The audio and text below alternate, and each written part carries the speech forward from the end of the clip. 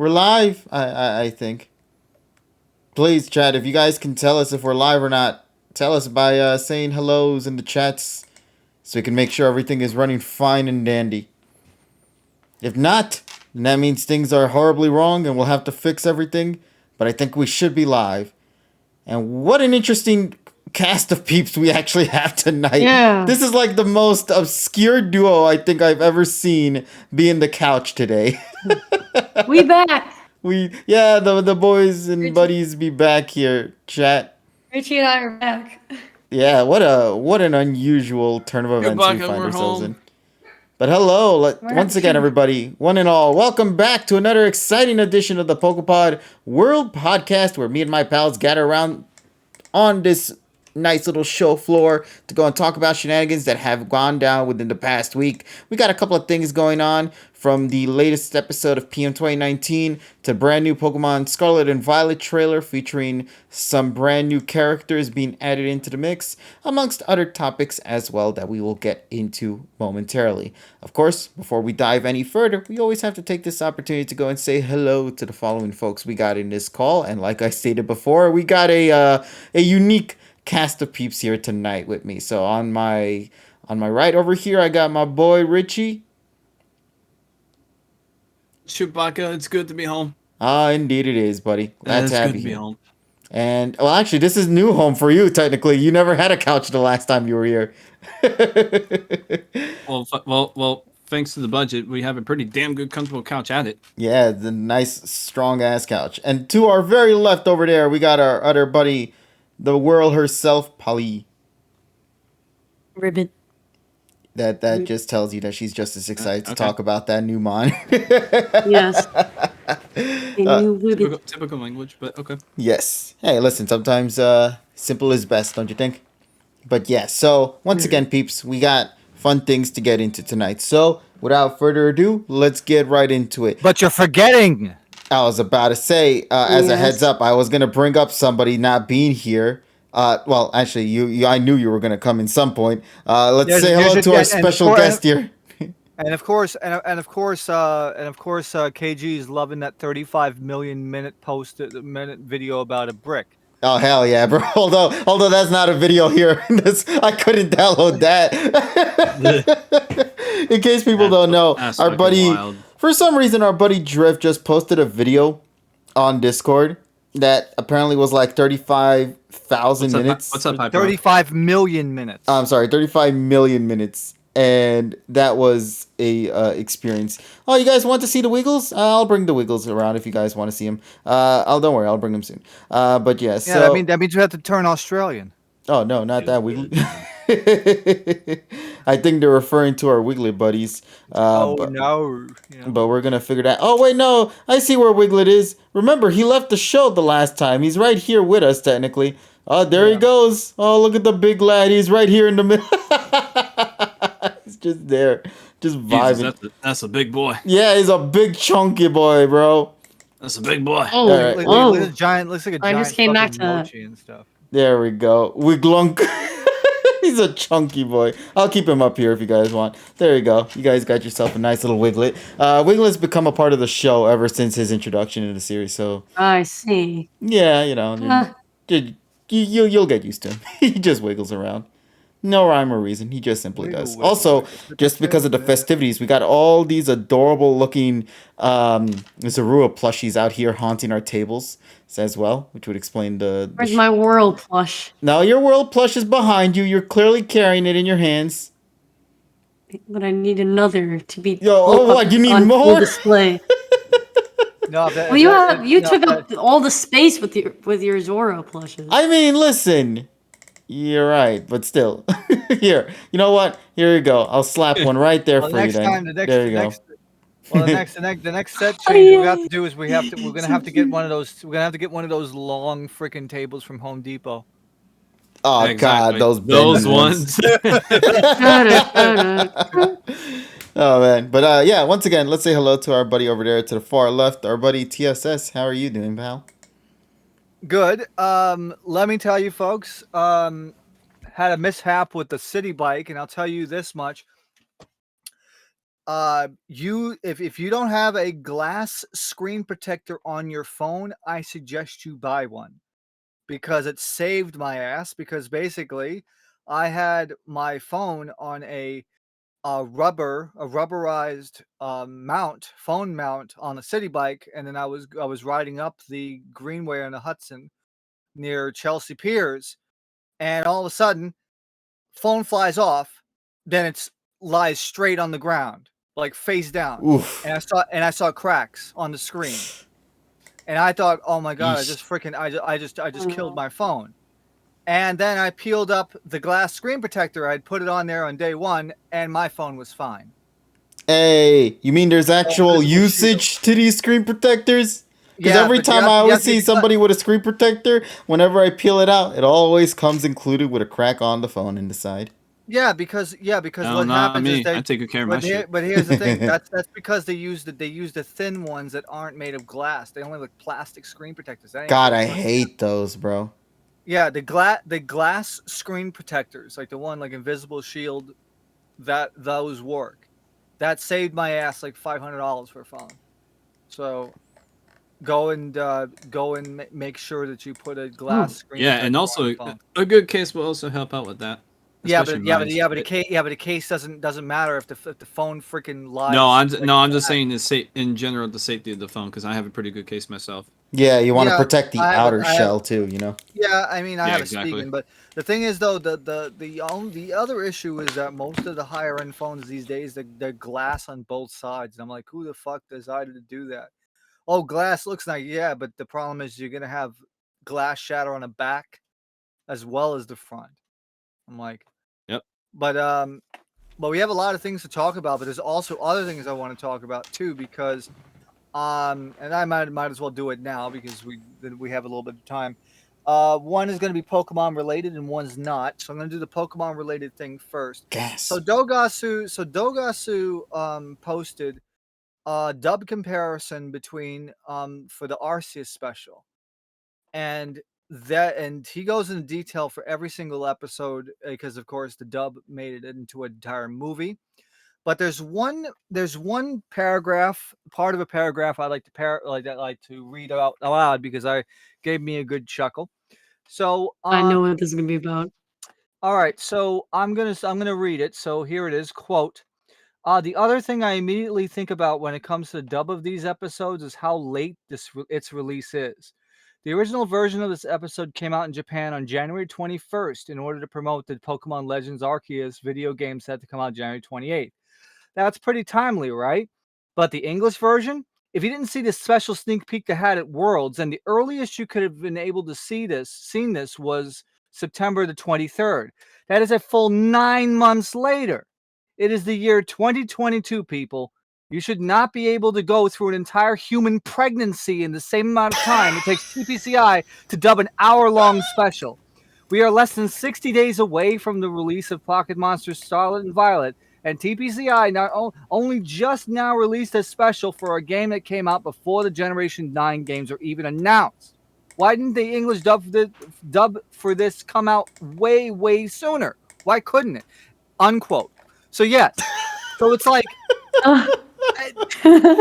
that's why I have a huge amount of respect for this man, because I thought you were gonna talk about the music, or he was gonna talk about the music. Well, no, that's in the second part, but I wanted to do this one because this one this one already got me hooked. Now I'm curious about the music. Yeah, you got and then Dogasu made a tweet earlier today, mentioning the pre-order, the pre-order displays, the pre-order kind of like ticket, the books that you get like pre-order, and they mentioned that the games will take more than 7 gigabytes of free space to download.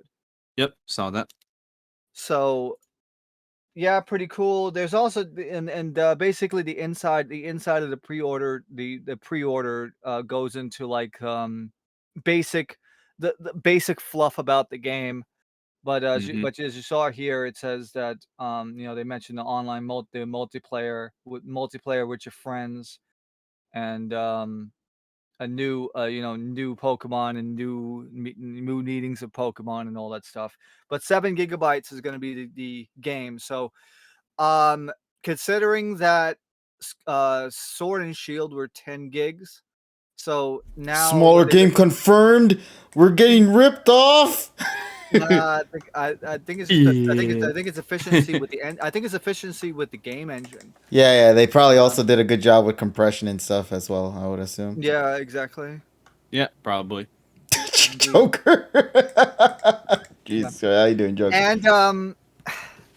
And let's move now. Now we didn't get to talk about this last week because I remember I told you we didn't watch it. Iruma-kun. You finally got a chance to watch it, buddy?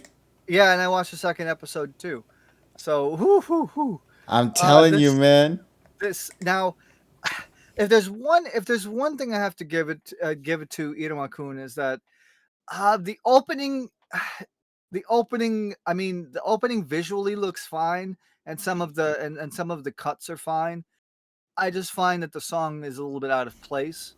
You know what it is? It's a perfect song, but it's not attached to the right series. This felt like something that belonged to like an isekai anime or something. I mean, it's like the generic pop stuff.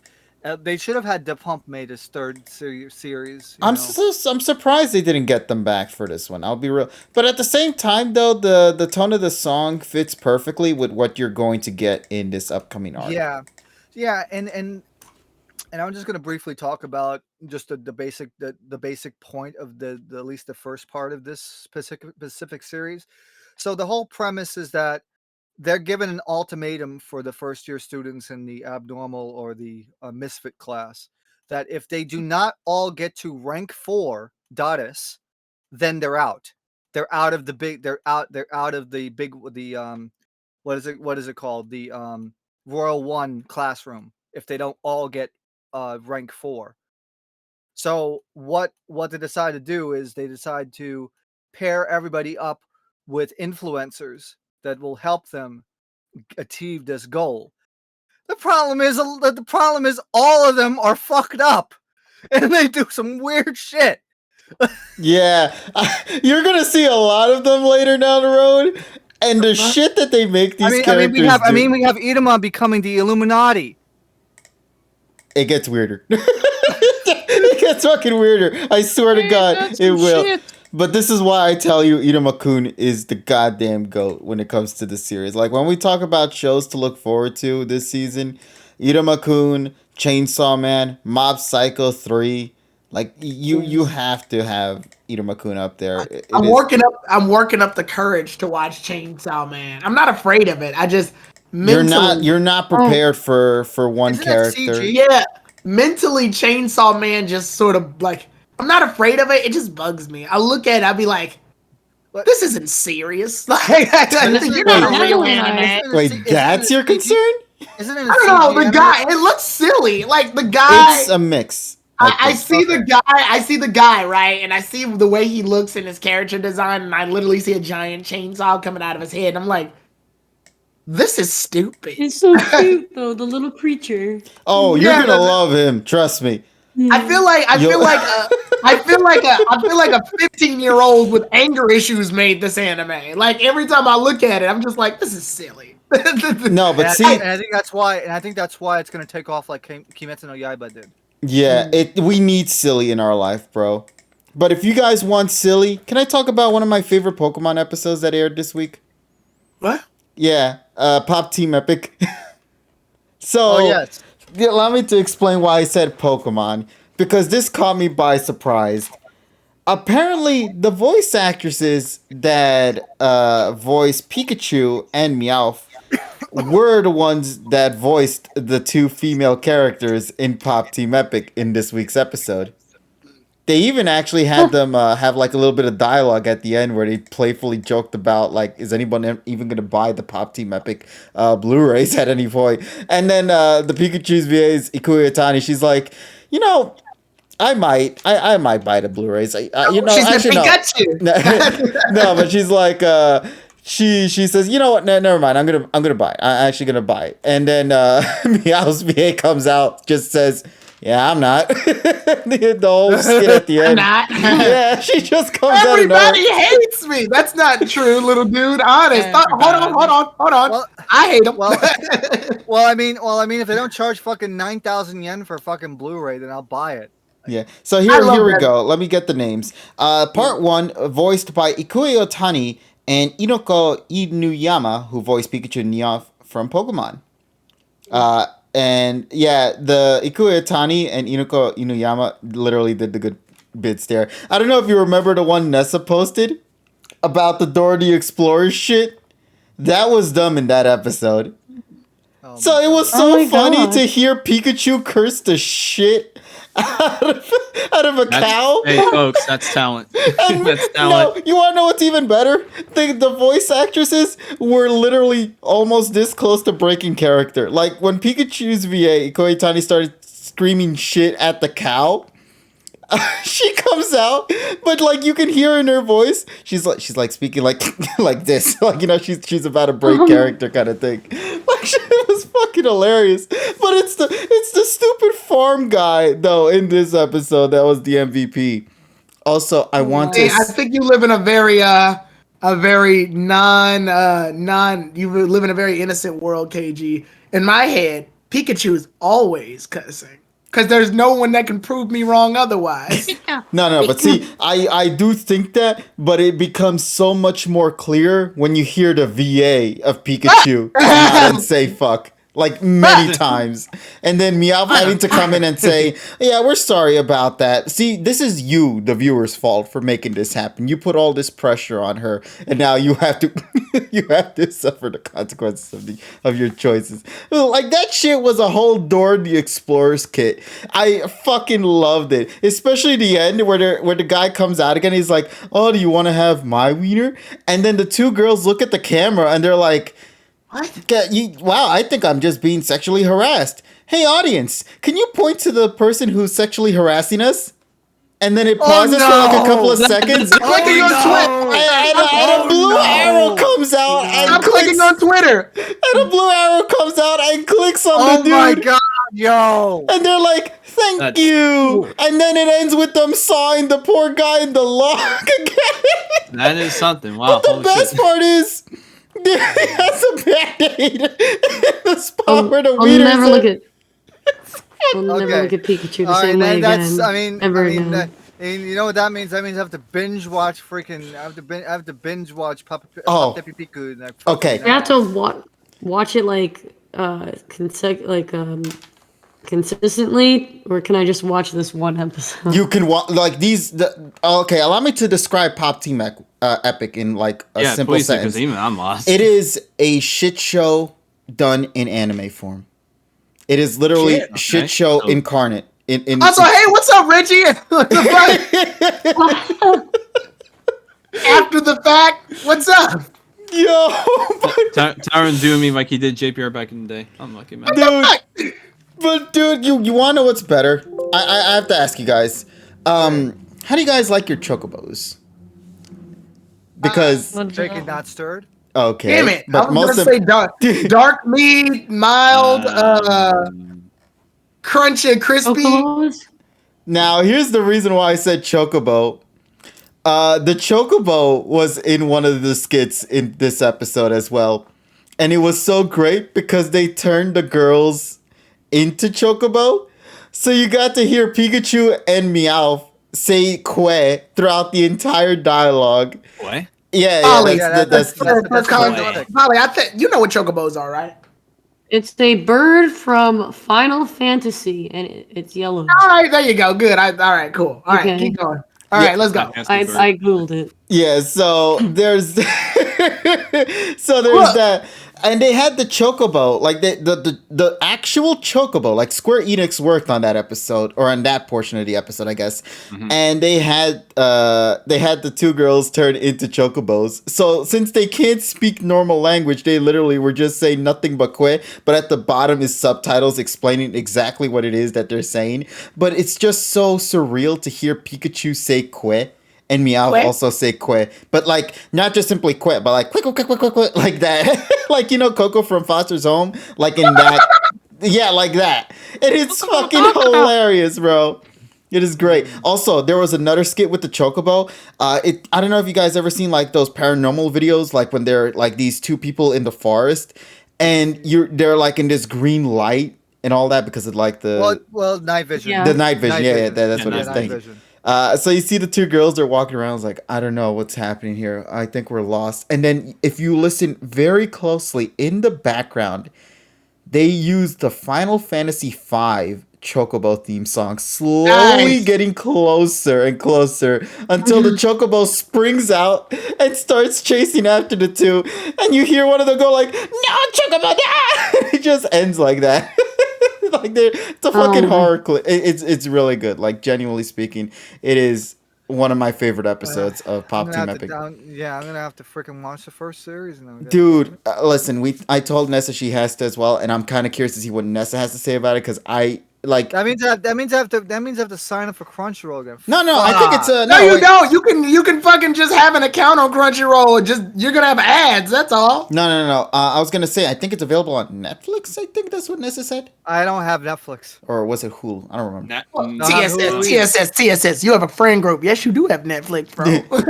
Not anymore, buddy. Remember, they took away that. Wait, what? Wait. Yeah, didn't you know? That was the whole reason people fucked with Netflix. Well, they fucking took it away. Well, I don't know if they took it away yet, but I know they're taking it away soon, so best take advantage of that. Wait. So how does that work? How does that work? Can you only have one account on Netflix now? I think so. Wait, so whose Crunchyroll account can I mooch off of? I have Crunchyroll. Well, hold on. You don't. Well, you technically can have a Crunchyroll account without paying for it. The only downside is Yeah, you just won't get why ads. do that when I can mooch off my friends? that's fair. I can't argue with that logic. Wouldn't know how to. Yeah. So let me see. When does this thing, the Netflix share password thingy? The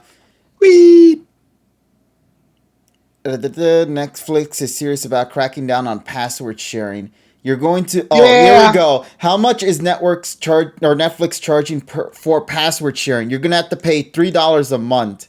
God damn! Oh wait, that's not that bad actually. Netflix tests new ways of charging users for password sharing by letting them buy additional homes for $3 per month. Oh, okay. So essentially, like if you I don't know how much Netflix is per month anymore because I don't do it, but I guess they upgraded it to like. But you add $3 for every person that's on. Okay, got it. That makes sense. The standard is $15.49 and premium is $20. They're still letting it happen. They're just adding a price to it. You know what? That's not that bad. That's a happy medium. Everything's gonna come with Thanks a price.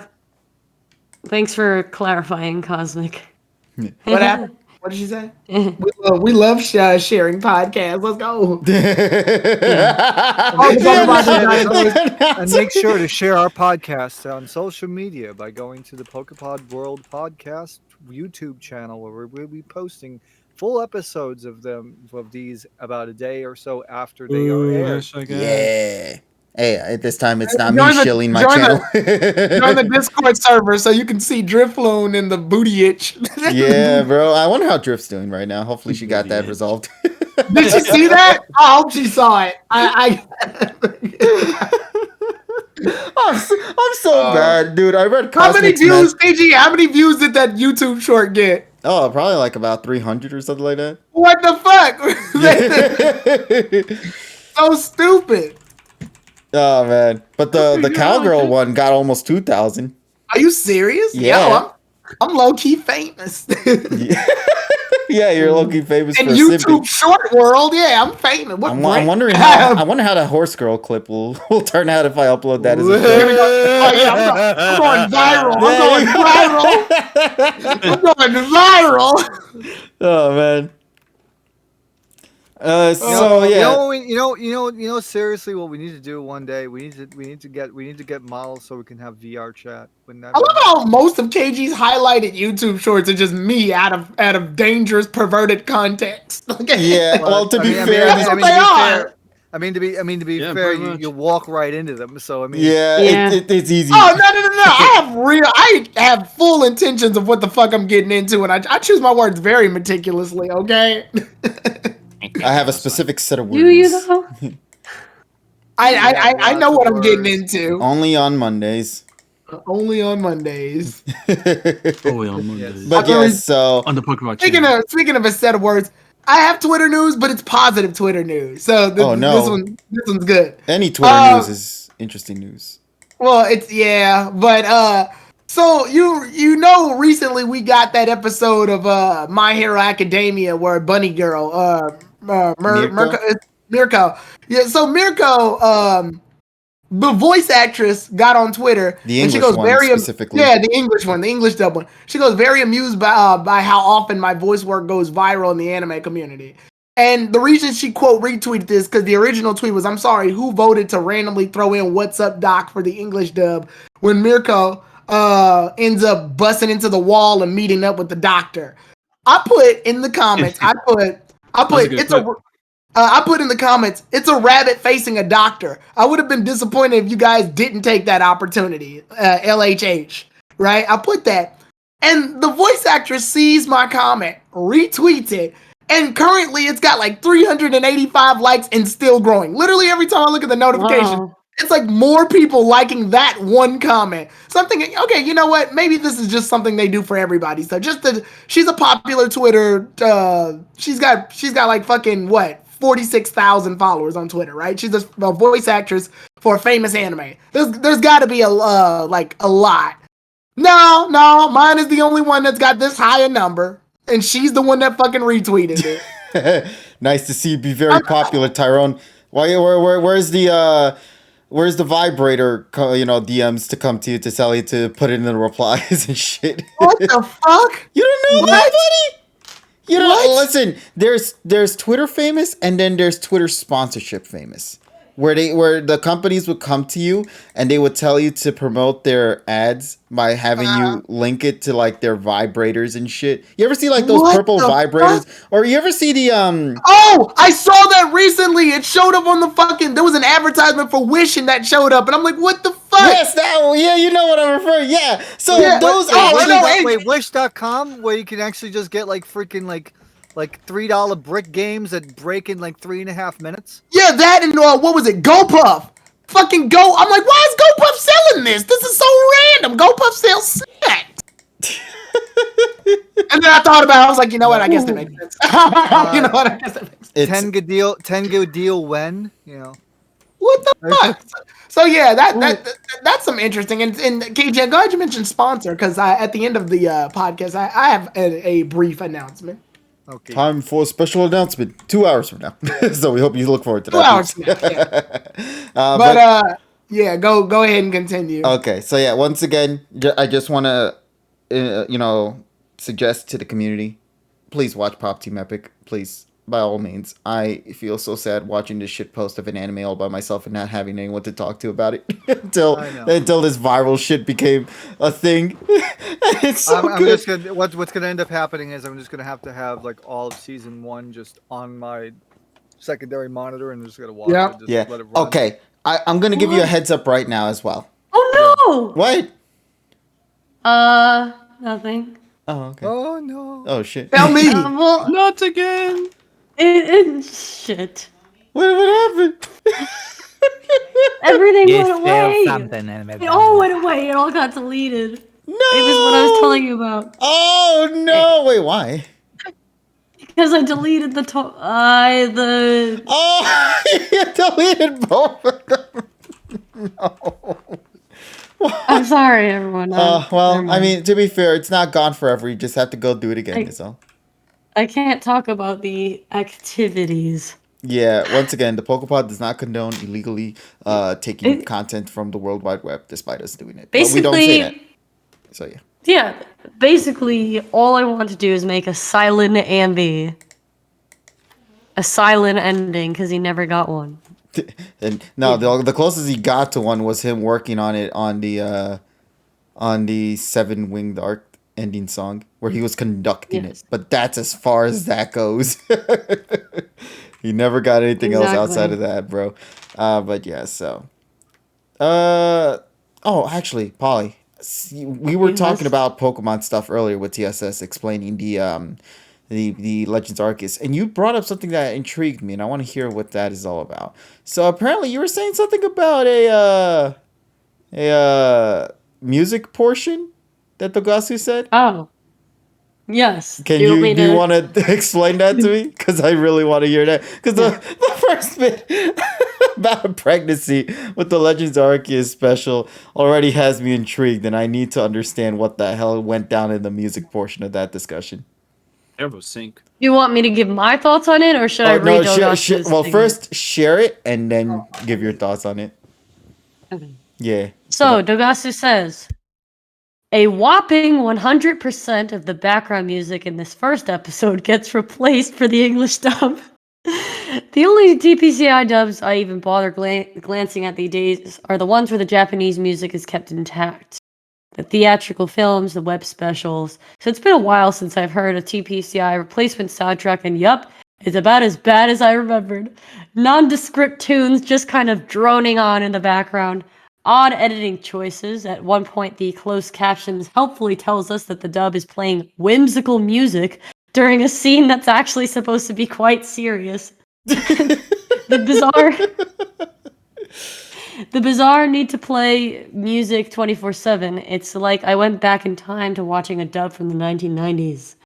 The Japanese version, meanwhile, actually dusts off a lot of the music it used in the Diamond and Pearl TV series to really help us bring back to the Sinnoh region, as we know. And he kind of goes on to talk about like all the old Miyazaki tracks, and how the original, in Diamond and Pearl, the original dub of Diamond and Pearl says that it uses his tracks at one point or another. It's all music Western fans would be familiar with, and yet most of it gets replaced anyway. But Of course it did. Why is anyone surprised? when I was sitting there, gosh, like even as fun as it was to be able to be in person with my friends and be watching the special, especially being that my favorite character was in that special, it was absolutely ridiculous. Just, at those pivotal, serious moments, just having like clown music playing. Wow.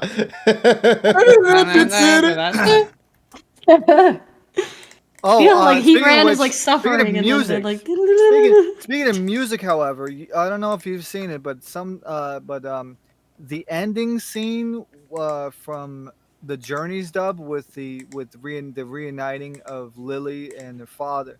The end of that episode. Did you listen to the music that they used for that? No, because I don't think that dub is out officially yet. It was in Australia, I think, if I recall. It was Australia. It was in Australia. Now let me tell you, wow, it's the same ass generic chime music, and I'm like, dude, what the fuck?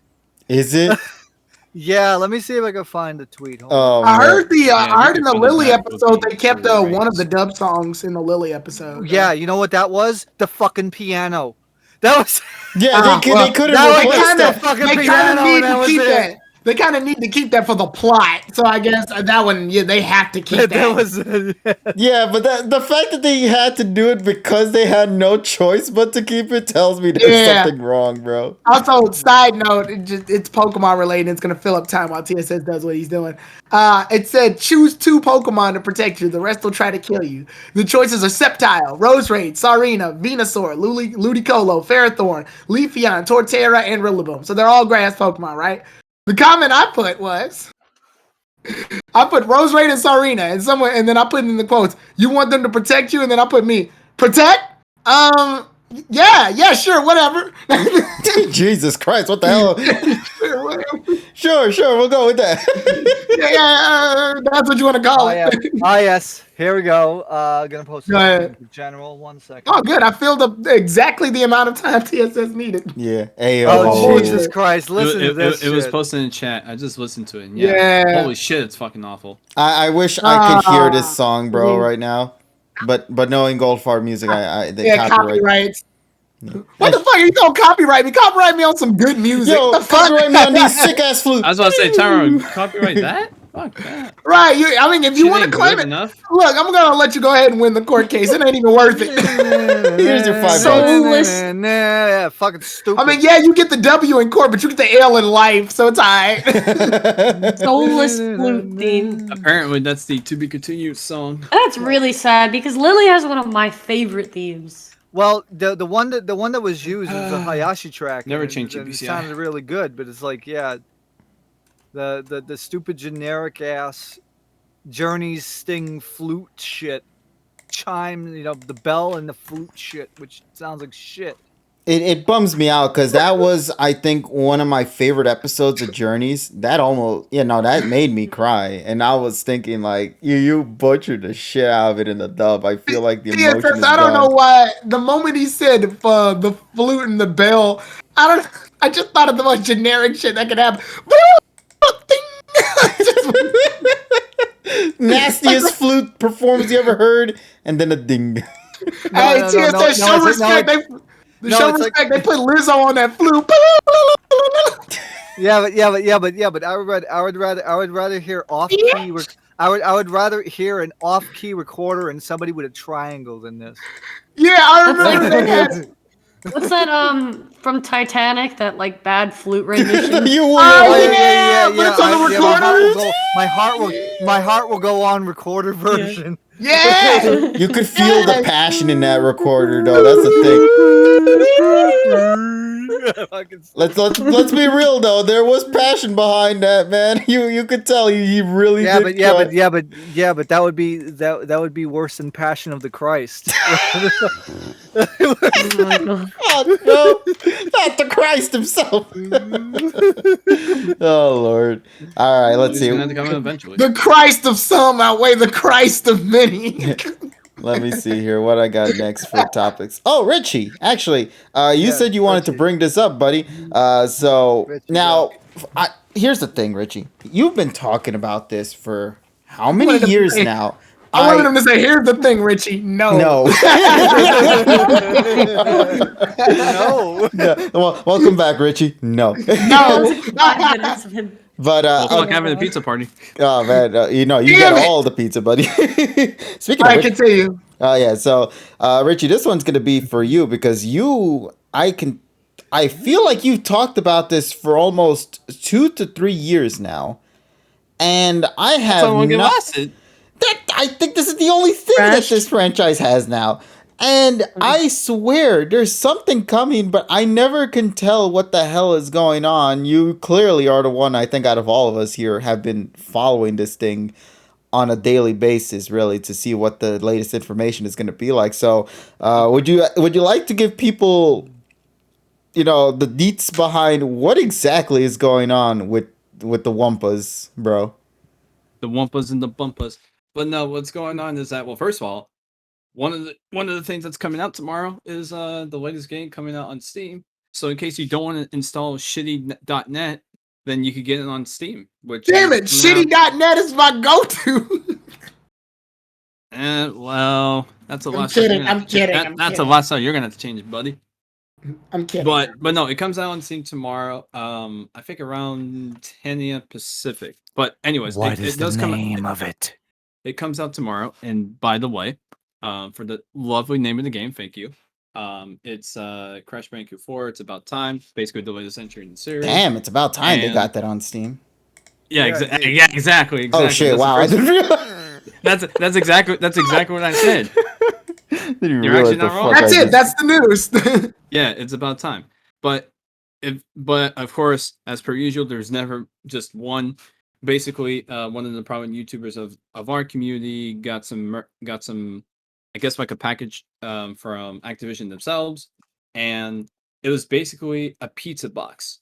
Inside the pizza box were obviously fake pizzas and stuff, but that had like little merch here and there. And on the pizza cover itself, it was given like a clear indication that it was coming to the Steam. Like the way that pizza receipts look like. They made it look like that. Like it basically spelled out in receipt form that, hey, it's coming out October 18th, which is tomorrow. But that's not all. They said right below it on the same receipt paper that if you want more Wumpa pizza or some shit like that, you can get it for $12.08. Now you're probably wondering, $12.08. What could that mean? Well, I believe that there's a certain Game Awards show that usually airs around that time. So the fact that it's 12:08 means that there might be a new Crash Bandicoot revealed at the Game Awards show. So because because there's no way it's not referring to anything else. It's not a random number. It's a pure coincidence. And when somebody brought this up to them on the official Twitter responded with with a song. I don't know if you guys ever heard of the song, but let me go ahead and. Is it the one that goes do do do do do? No, so it's legitimately an actual song, which kind of threw me out because I thought maybe they would respond in theme, but At least it's not it's for those that may know, it's the OMC How Bizarre official music video. If anyone's even heard of that. How bizarre! So how bizarre! They are not denying it, and there's no reason to, because what the hell is 1208 supposed to mean?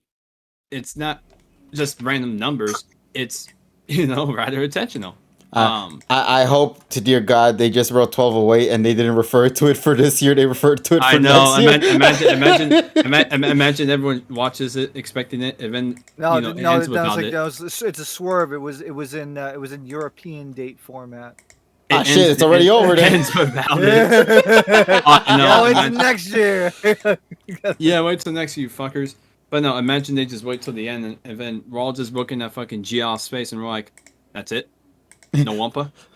That's the special announcement? It's like the Patch of the Pirates. That's the special lost episode. 1208 for imaginary pizza? But real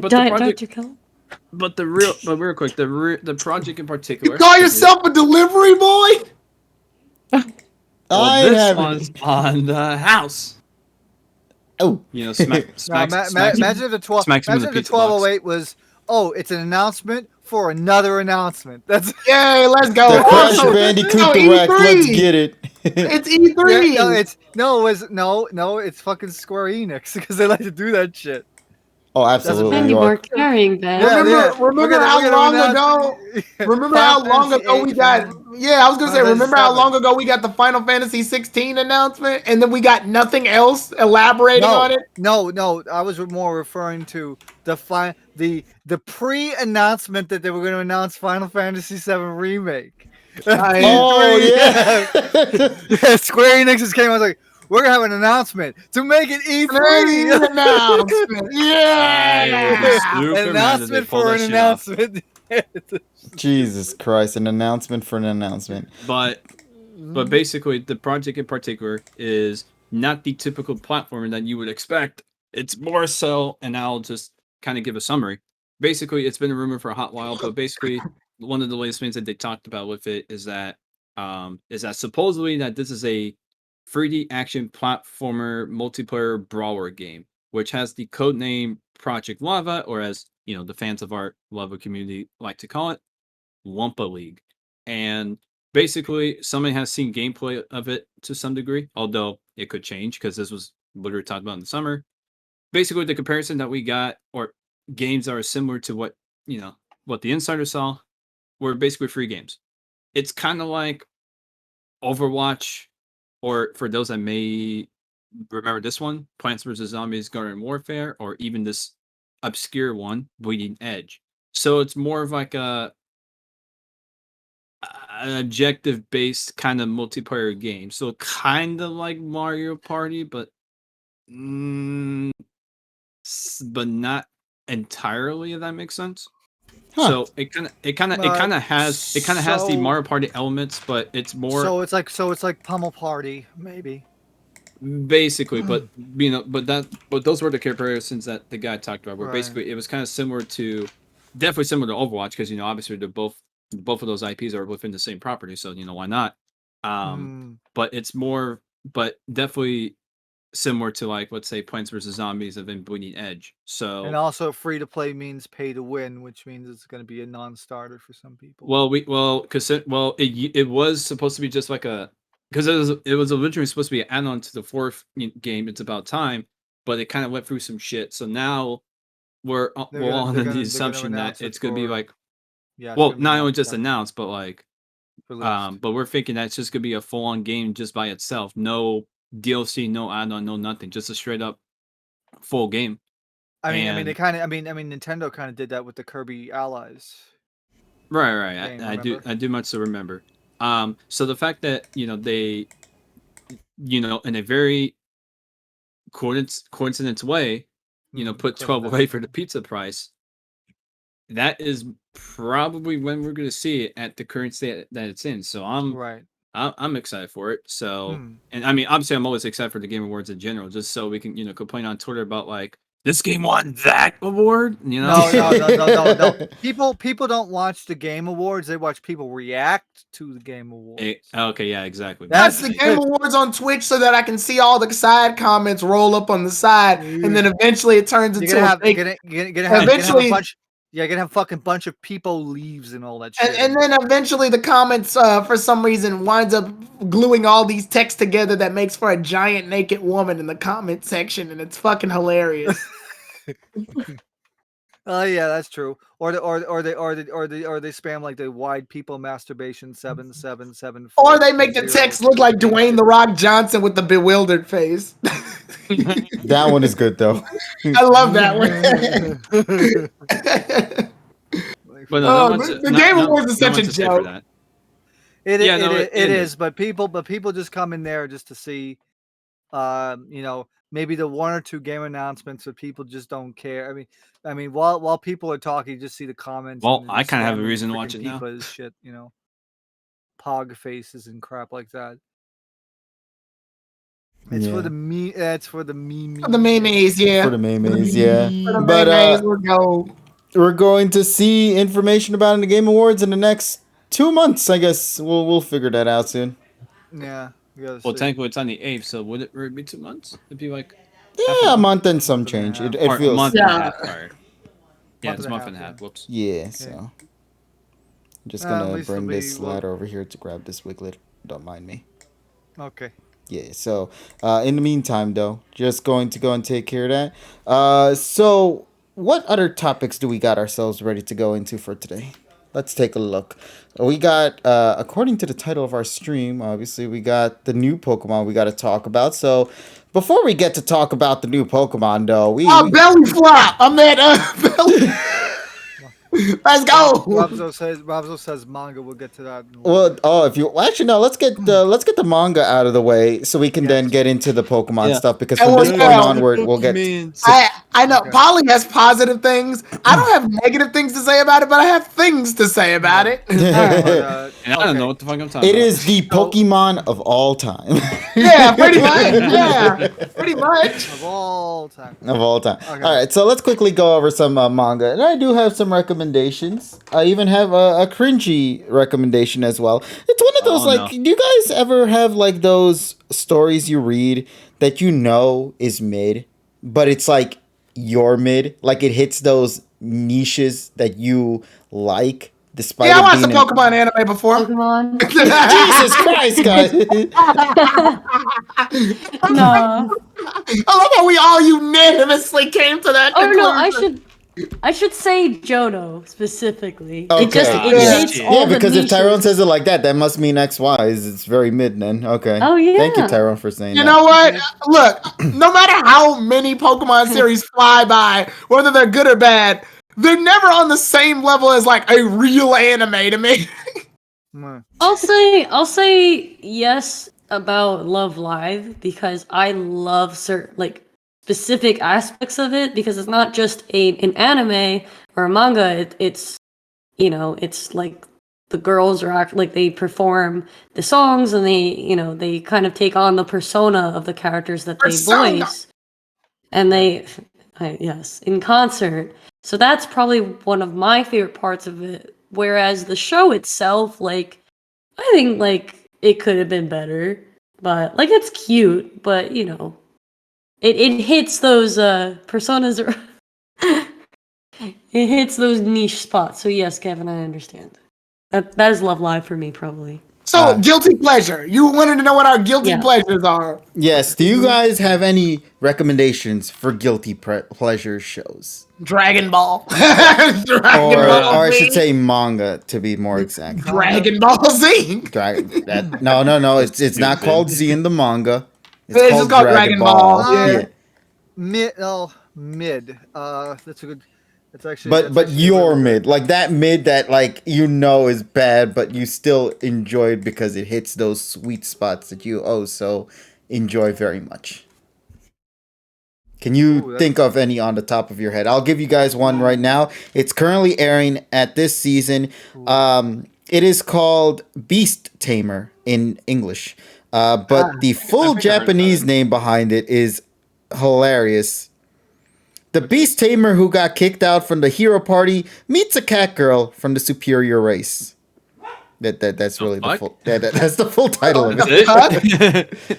Yeah, it's so random, right? No, but Beast Tamer for short is hits perfectly. It's good as is. So here's the thing. So why do I like about this show? Well, first off, it hits those cute niche things that I enjoy. Has it focused on Beast girls this time around, and a particular character who ends up no, not Mio, no, not Nia. Listen, we enjoy the Xeno girls, but there's no official manga for them, and it makes me sad that there isn't any. But don't worry, maybe there'll be a day when they'll come. But allow me to explain the summary. This is the summary for it. Because Rain was a weak and simple beast tamer, he was expelled from the heroes group, but that didn't stop his desire to be an adventurer. By taking simple quests afterwards, he has a destined encounter with a strong cat girl. That's the synopsis. That's it. I recommend it. I do honestly recommend it. It's like the show so far has 3 episodes. And once again, I want to thank Navy out here. Oh, snap, Navy? Navy, subscribing tier 2. Thank you for the 4 months, buddy. Subs. Yeah, we appreciate it. Sincerely, thank you for that, pal. But yeah, Beast Tamer, I really enjoy it for what it is. It's a super simple slice of life kind of show, at least from the start anyway, that just has the characters do progressively good. But the reason why I said it hits those like sweet spots to me personally is because of the fact that it does those typical things I've always wanted to see other manga books do, but they never do it, and that is put us in the position of watching the heroes suffer because they kick this person out, and show the consequences of what happens when you kick out that protagonist from your hero party. Because the heroes are all assholes in this show. Every single one of them are nothing but a-holes. That's crazy. And it gets better because they then have to suffer the consequences of losing the Beast Tamer, because the Beast Tamer was used for navigation or scouts, and because of that, since they lost him, there is literally no there's literally no way for them to scout or navigate through the forest. So they always get ambushed and attacked by mercenaries and evildoers. And because of that, you see these villains suffer. They're called villains in my eyes, even though they're heroes, but you get the idea. So, but I love the character designs. The story's simple, and great, and effective. I love the cat girl, the dragonoid, the fairies, and there will be another character that will show up later. My biggest concern, though, I've been reading the manga. I'm caught up to it. They're trying to cover 70 chapters in like 12 episodes. That's fucked. Yes. Because the opening reveals one character that doesn't get introduced until probably chapter 55, I think. Yeah. Yeah, so an episode, okay, and the cat girl gets introduced in episode 1, that makes sense. The Dragonoid appears in episode 2, but in the manga, I don't think she shows up until like chapter 9 or 10 around there. Wow. And that just shows you, wow, they're just like, woo, and then going by. And then you compare it to like Nagatoro, where they stop at like chapter 45. Yeah. 46.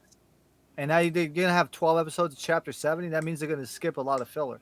They're skipping a lot of filler, and they're probably going to skip out on a lot of dialogue unless they somehow know how to write it so fast to where it might potentially work. Although, once again, I don't know. It's going to be interesting. I have my own. Yeah, all right, buddy. What you got to say? A mid manga series. I know it's like a children's one, but it was really fun to watch the anime and read the manga. Anyway, is 100% Pascal Sensei. That was a manga. Why does that sound familiar to me? That was it's the little like it's the green, it's the blue. Sorry, I can't even fucking say colors. Yellow. It's that yellow and blue little like animal. Like it becomes a teacher. of this like elementary school class, and they end up doing like random shit. Like he would like summon dinosaurs and shit, and people get like fucking. I summon the dinosaur in defense mode. And then you have like weird over the top characters like Steve Kanamori. Wrong day, Rexu. Who comes to school in a fucking limo, pretends he's all high and mighty because he's rich and shit, tries to speak English, and and it's like some weird, and you have like weird shit going on around the school, and the manga, like I said, it's a mid series. And the anime was pretty funny too. It was on TV Tokyo. It was by OLM, but it's one of those things where it's like a niche thing, but it hits all of like the randomness, and even the ending for the anime was weird because you had like these random like they did like a random like Indian like a Indian like Pakistani dance kind of thing, and the ending. So it kind of hits weird. But the show, even though it was mid and like a kids show, like standard, it still was very entertaining. And and the manga has some crazy shit in it. Like you have freaking clothes being torn off and shit in weird fucking ways, and like it's one of the most bizarre things. But you get out, fuck, cool. Jesus, always doing shit. Get back in the fucking desk. I'm trying to get this goddamn Wiglet out. Don't mind me. Oh, side note, I saw it really briefly on Twitter. So, this woman is married to like a scientist, and she posts the picture of Mr. Incredible and Elastigirl. Then she goes, "Hey, hon, can a blonde and a red hair have a chick with black hair? Because that's their child, Violet." And he goes, "Nope, someone cheated." Listen, I saw that a few weeks back. That was a banger meme. I was laughing so fucking hard at that. It was so good. Because he responds so quickly. Nope, someone cheated. Somebody cheated. Sorry? Because in the Putnam Square, it's impossible for a blonde and a red hair. I love how you made him Ruby hold the ladder. Yeah. The one with no. And you make him walk on like a Blue's Clues character. Yeah, the one with no fucking thumbs.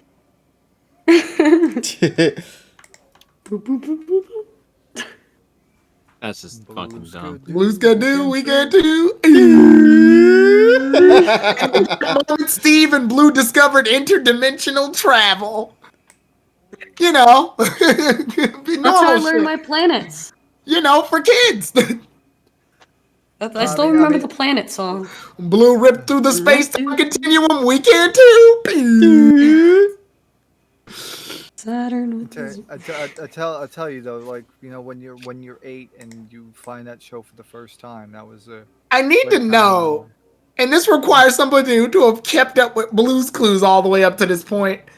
Does Blue still skidoo, or was that like a Steve and him situation? Like. Always has been. Always has been. Yeah, I think Joe. Yeah, because Blue would normally just jump into the picture before Steve. No. I'm saying even to this day with the new host, because we went through like 2 new hosts at this point, right? Yeah. Can he still skidoo? That's my point. Like, do they still do that? Is that still a segment of the show? But probably in 3D mode. Yeah, probably. Also, you know what's go on. No, I was gonna say it's disappointing because this is the first year I haven't gone to Comic-Con in 7 years, despite the Backstreet Boys year. And of course, the one year that I don't go, besides a bunch of like people I know that like, of course, never went the other years, and now they went this year.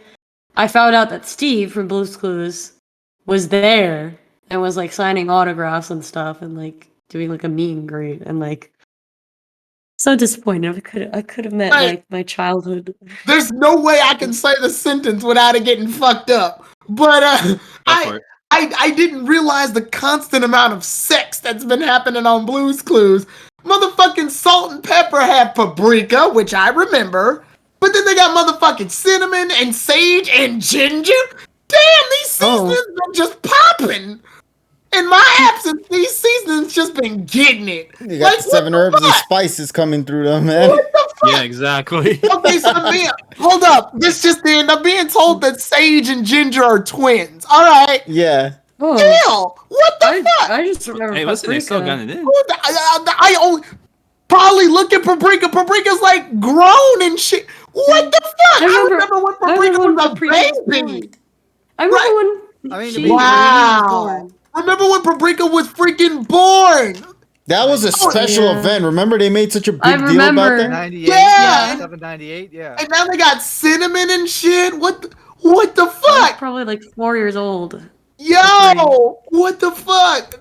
Am I really so disconnected? Yo, you want to know how disconnected you might be though? Because What? there is a Blue's Clues movie coming out next month. Yeah, And- Blue's Clues, No Way Home. Yeah, Blue's Big City Adventure. And No Way Home. It's yeah, No Way Home. But bro, I don't know. basically. I gotta ask chat and I gotta ask you guys in the call. Have you seen the trailer for it? Because No. there is one moment in that I've seen it. trailer, I swear to God, if you saw it and you grew up with Blue's Clues, that shit hits you in the feels. And that's in regards to Steve's appearance. Where Salt and Pepper and a bunch of the other folks in the house, they're like, I know a person. I think he can help us out and find Josh. I think it was Josh. Yeah, I think his name is Josh. Yeah, Josh. And they're trying to locate Josh, who are lost in New York City. So Salt and Pepper are like, yo, I know a person. Let's go and see him. And they knock on the door. And you see a man walk down. And he's holding a green crayon in his hand as he's walking down. He opens the door. So And he looks at you. It's Steven! And it's Steve himself, but it's what he says. It's like, oh, is that you? You know, wait a minute. Like, why are you here? Like, is that you? Like, he says it in such a way that it's like he remembered you, and he's so happy to see you again, kind of thing. And that Goddamn, now I gotta shit watch the movie. hits. It hits emotionally. That was a good bro. moment. I really liked it. That was like top tier trailer moment. Of the century. It's Steve and Steve. Yeah, so I will say right now, I really enjoyed that trailer. I'm gonna enjoy the hell out of that movie. It's coming out in November on Paramount Plus. Was it? Yeah, I think it was Paramount. So Figure yeah, out whose account to hop on. yeah. Let's go. Yeah, pay speaking for of which, Kevin. Listen, we're in the middle of Yo, the show. bro, You you want me can't to give you bring the that up on details in the pod? middle of the show? Okay, so I don't know if we're done with the with this particular manga thing, but I also wanted to talk about so new Nagatoro chapter dropped today. Oh, is it Newark? I'm not 100% sure, but I'm thinking it's because Senpai's about to go to university. So so the last chapter ended the arc technically, I think, because this chapter is just a filler chapter, but not but it's like Nagatoro like making like hints and stuff. So it's kind of Okay. like a romantic some it's stuff. kind of like a romantic progression chapter more than a story progression chapter. But Okay. but it was still pretty all right. But like I said, the last because this is chapter 115, the last arc ended on 114 because the payoff was the previous chapter. Hmm. So but like I said, Nanashi is like freaking writing these chapters in like every 2 weeks now. So we'll see. Like at this point, I don't know how many chapters she's going to go through. How many chapters that now she's going to push through to the anime on the second season coming up. Because like I said, we ended at 46 and now we're up to 115. I'm wondering if it's going to end at like 109 or something, or are they going to take their time, or I have no idea how they're going to pace this. Yeah, we'll have to wait and find out when the episodes and the show's runtime is going to be like for that. Exactly. So yeah. It'll be interesting. It definitely will. Indeed. All right. So, anything else to talk about here in the call before we jump into the Pokemon news? You know what's, Rich, you know what's funny? You know what's funny about the Blue's Clues movie? That What's up? actually comes out November 18th. So basically, the first day of Oh. Anime NYC. Yeah. Yo, We know what we're doing on Friday night. Wow. Watch This is how I Blue's spent- boy. Watching Blue's Clues, No Way Home. Hey, listen, what Exactly. you saying? You want to watch no, that, or you want to go we watch need Wakanda Forever, bro? Good point. Nah, fuck that. Give me Good- Blue's Clues. Your Good point. birthday. I mean, we are gonna have to do karaoke for like 3 hours, so we gotta remember what day. Yeah, man. Yeah, don't worry. We got a full week ahead of us, bro. I know I'm just making this lighter. We can't do SV chat, bro. Like, you know how it is. Every year, we always buy the games at launch, but we never touch it until Tuesday, I think, because we obviously all come back home from our trips. Yeah. I I'm not playing know. with you loud mouths in the background interrupting my Ty's focus. waiting for karaoke now. Yeah, good one. How the hell we gonna invite all these people? What? Now, okay, so let's actually begin the question off with how many are coming to begin with, because I was genuinely surprised to see a lot more names show up on folks coming to ANYC, and the fact that they're also coming to not just for the event, but you know, to also, if they can, hang out with us is something The that I amount of never fans we've had that's coming to an event to see us has doubled. Now it's 4. Hey, listen, I don't know. I think there's definitely a whole lot more, buddy. I swore Well, I saw 8 different names. I remember you guys met a fan in Washington. We met 2 fans in New York the first time around. So yeah, how many fans we got coming to this? Come on, guys. Keep it up. Keep it up. Red, Keep was it up. it Red Dragon? Yeah, Red Dragon is one of them. Red Dragon was one of he them. lives there. Yeah, He'll be there. we saw him. We That was saw the him. first time. The first anime NYC. Yeah. Speaking of manga and series, Yeah, KG, yeah. do you have a spoiler hype comment / expectations for the upcoming season 2 of My Dress Up Darling, given you have read the manga and all? I'm going to tell you right now, my hype expectations, I'm still looking forward to it, but it's nowhere near as hype as season 1. And that's not necessarily because of it like being worse chapter. No, the upcoming stuff that you get in season 2 are much more on the world building side rather than like the character development side. So for characters that you guys might be adjusted to from the first season, they'll still be there, but they'll have less of a focus as they're introducing more characters into the mix and therefore introducing more different arcs to play around with. It's kind of funny that you mentioned that, KG, because I feel that it's going to be the same for Nagatoro season 2. Yeah, if we knowing the chapters and how they played out, we know what we're getting into. We already know what we're getting into. Yeah, so it's kind of the same way. Yeah. Really wish I could come see you guys, but I live in the the south side of the country. But hey, there's always opportunities in the Amtrak, man. Wait, what? What are the south side? The fuck? Yeah, out of curiosity. If you're comfortable speaking of it. What region? Well, no, of course, absolutely. Like the South region and all this stuff. Yeah, so, but yeah, so... Just as long as, and TSS can correct me if I fuck up the nickname, but as long as you don't have fucking D Santa fucking you up, man, I guess we're good. That's it, right? Or is it D Santa? No, whatever. It's we'll call it Death to Santa. Death to Santa. Death to Santa. Jesus Christ. That's good. Wait. Yeah. Actually. Wait a minute. You're not that. No. Oh, okay. So south side of that. So yeah, probably like Greyhound, because freaking Amtrak doesn't even go there. Holy shit. That means you gotta be on a bus for 2 days. Oh god, hell. No, fuck all that. No. Wouldn't want that. Yep. But yeah, so taking 6 showers. Yeah. What do you guys say then? We move on into our main topics then for tonight, because we got a couple of them. Pokemons. What? Yeah. So no, not Pokemon. Pokemon. No, I say Pokemons, like Pokemons. Oh, the Pokemons, yeah, the mains. I was topics. trying to say, I was trying to almost say like how they did in fucking Billy and Mandy in that one episode. Oh, I thought you were gonna Bill Cosby. The Pokemon. What the fuck? What am I, Activision? I'm gonna have a fucking Bill Cosby suite? Fuck all that. The thing where the guy comes out. Yeah, Richie, your first appearance, and you're gonna get caught. You're gonna get caught slipping because Bill Cosby of all people. Shit! I better not be at the Bill Cosby suite, boys. Oh shit! Well, Let's go and focus then out of the Cosbys and into the popular idols / popular streamers. We have a lot of fucking things to talk about. Holy shit! Yeah, so we have our buddy up here on top of the screen, our one and only. How do you say her name? I don't know. Iono? Iono? I don't know. It's Iono. It's positive and negative ions. Electricity. Science. Well, what's her Japanese name, though? Iono. Is Nanjala. it? Nanjala. See, you lie to me, Tyrone. How am I supposed to trust your sentencing? But no, scientifically, her English name is Iono because positive and negative ions make electricity. Mm-hmm. They create a positive and negative charge. I'll just call it a streamer. Fuck it. Yeah.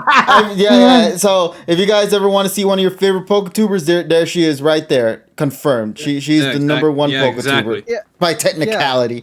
Yes. You know the one thing I love about this character, and I'm sure a lot of people said it, is that just the fact that the reveal of this character pissed off the kind of people that were literally inspired by the character, or not inspired by the character, but the character was inspired from. Created your own demon, and now you're it's so hilarious. Somebody compared her to like Silvervale, and actually she does have some like kind of like hair. Dude, no. Silvervale. Oh my God, no. Yeah, It's weird that I low-key wanted her to like. I think she's gonna have an English voice actress, obviously. If there's a dub, yeah.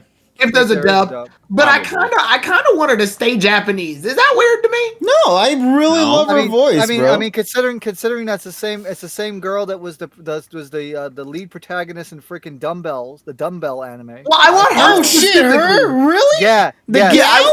The gal, the gal. Holy shit! Freaking Dumbbell. No wonder her voice sounded familiar.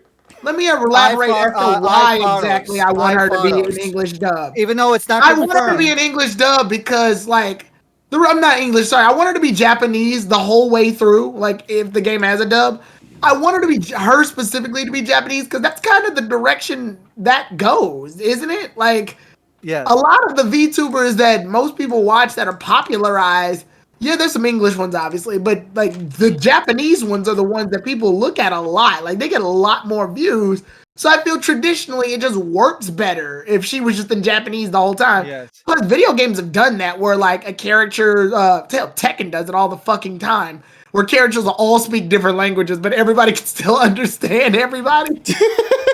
Yeah, pretty much. Literally, it's like it's like one of those characters who always says like just one word.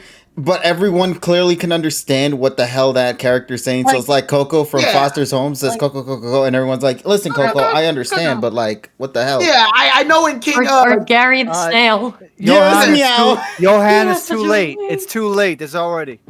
She exists, and therefore, it already... And I have them all here. What? I know in Tekken, there's this a fighter named King, who has a leopard's mask on, and he only speaks in roars. Yet he has subtitles, like English subtitles. So all you hear is, but you can understand everything King's saying at the bottom because of the subtitles. No, but that needs to continue though. I love that. I will say though, Iono and her reveal and then the follow up. Like, I don't understand why people are pissed about this reveal because literally people do this. If you watch videos that focus on news or announcements, they always get a clickbaity reveal at the start. No. That's the thing. It's funny because again, it's like. Because there was one person in particular that got pissed off from this, and I thought it was ironic considering this person does a lot of it. But it's not just that, Richie. I'm also referring to like we have an exclusive scoop that we're going to reveal to you in the next video, and then they make you wait till the next video. It's some stupid shit. And most of the negativity that's seen is just like the normie people that aren't used to like the idol / VTuber culture anyway. But Iono just hits all those sweet spots. Her voice is great. Apparently, as you were mentioning, voiced by Fido I, who actually does voice Hibiki, and of course Jolene for the JoJo fans out there. And people knew that the second the trailer came out because you could notice, it's like I said, gift wrapping a hammer. A lot of people already knew who that was. Yeah, people were able to just sniff and hunt that out, buddy. And you know what? I applaud them. There are people that are obsessed of freaking analyzing voices. And let me tell you, I like her design here, but when you actually see her in the actual game, it's less. I mean, the design is a lot less. I don't know. You want to know why catchy. it's so weird, TSS? And I could probably pinpoint it to the exact problem. And this is my biggest criticism for this trailer and the next trailer that I'm going to show later. My biggest criticism is that this was too fucking good. Yeah. Why? Yeah, they gave her a voice. They gave her dialogue. And then when they showed the gameplay, she has nothing but text at the bottom. And it just bums me the hell out, bro. But it's not just the text. It's just the character model. You look at this and it's like nicely fucking done, Blender probably. And then you go into the game, it looks good. And it's like I like the model. This model is like VTuber standard model, like very nice. You see, like it's very perfectly rigged. You see the texture on her jacket and shit. And you go in the game, and it's like it looks so dead in comparison. Yeah, but it just doesn't help because she has no voice to go along with it, bro. And she doesn't have the shark, and she doesn't have the pointy teeth either. And it's just like, these are the traits that you need to do Pokemon. Like, they were so far into this, they even made sure that she stayed Japanese in the English release and just kept it under that. That's exactly why I think she should just stay that way. But then again, this is very heavily reliant on Pokemon having voice acting, which... in the games, we mean. After this Bayonetta shit, I don't think they want voice acting. God damn it, Tyrone. They looked at that and went, woo, dodged a bullet for 20 years on that one. We just saved a few dollars, boys. And counting. Yeah, saved a few bucks. Yeah, so here's the thing, though. It just pisses me off because, once again, TSS brings up a good point about the model. It doesn't... It becomes more clear in the second part of the video because they go even more wild and crazy with the expressions. We're not going to underpay. Game Freak said, we're not going to underpay our voice actors because we don't have any. We'll just underpay our animators like we've always been doing. Jesus Christ. I'm wondering if they're going to reveal who created this model for these PVs. Maybe in the game's credits, they'll probably have it there. Yeah, they probably will do that. Because it's probably the same model, per se, just much more polished. Subway sandwich. But yeah, so once again, just the amount of polish, the amount of just genuine animation and charm and charisma that's just oozing through this footage is just so good. And once again, I love it mostly because it takes a jab at those particular content creators who know purposely how to rig the system. And I applaud them for going that far. That they like, even she plays around was like, yo, this video did so good because I made it so unique and mystique that it's getting the viewership. Oh shit, I shouldn't say that out loud, should I? And then she just goes on, and I love it. I love every bit of it. It's such a perfect trailer. And a lot of people in the PM circle as well as other places, it's like, well, if TPC can fucking make a fucking subtitle for this shit, why not the anime? And it's all the freaking, it's like, why? Yeah, we always gotta drag the anime into this, but it just shows you they were willing to go far and beyond for this shit. And once again, they even went out of their way to keep her purely in one voice, to keep the consistency. Yes. That's the most important thing. That's my favorite thing about this trailer. It's consistency. She's supposed to be seen as the idol, so therefore, as an idol, she's supposed to only have technically one voice. And it's if you go like freaking any of the Japanese Hololive, they don't dub her over for the international market. They just do that. And there we go. There's our parabolic frog. Yeah, Paul, you want to talk about this one, buddy? Belly flop. Let's go. Ribbit. Yeah, this one is probably though. Actually, now I gotta ask Polly. Why does this thing look like Naruto? No.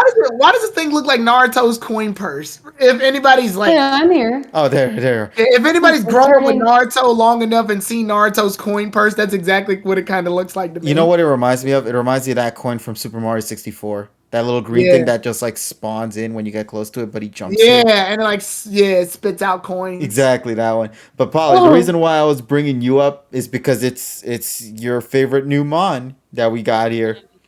The belly flop, really whatever cute. it's called. I mean, Ribbit. it will never take the place of my original number one frog. But I think it's definitely probably one of my favorites from Scarlet and Violet so far. It's definitely going to be on my team. And now I'm even more inspired to create a team, as I said on Twitter, with all frog bonds. Yeah, somebody posted it on Twitter where it showed somebody powering up, and it showed Greninja, Seismitoad, Belly Boat, and all of them. It goes, finally, full frog team, let's go! That's actually good. It's like the Infinity Stones as well. Yeah, but they showed Thanos. Yeah, they showed Thanos, and he's like,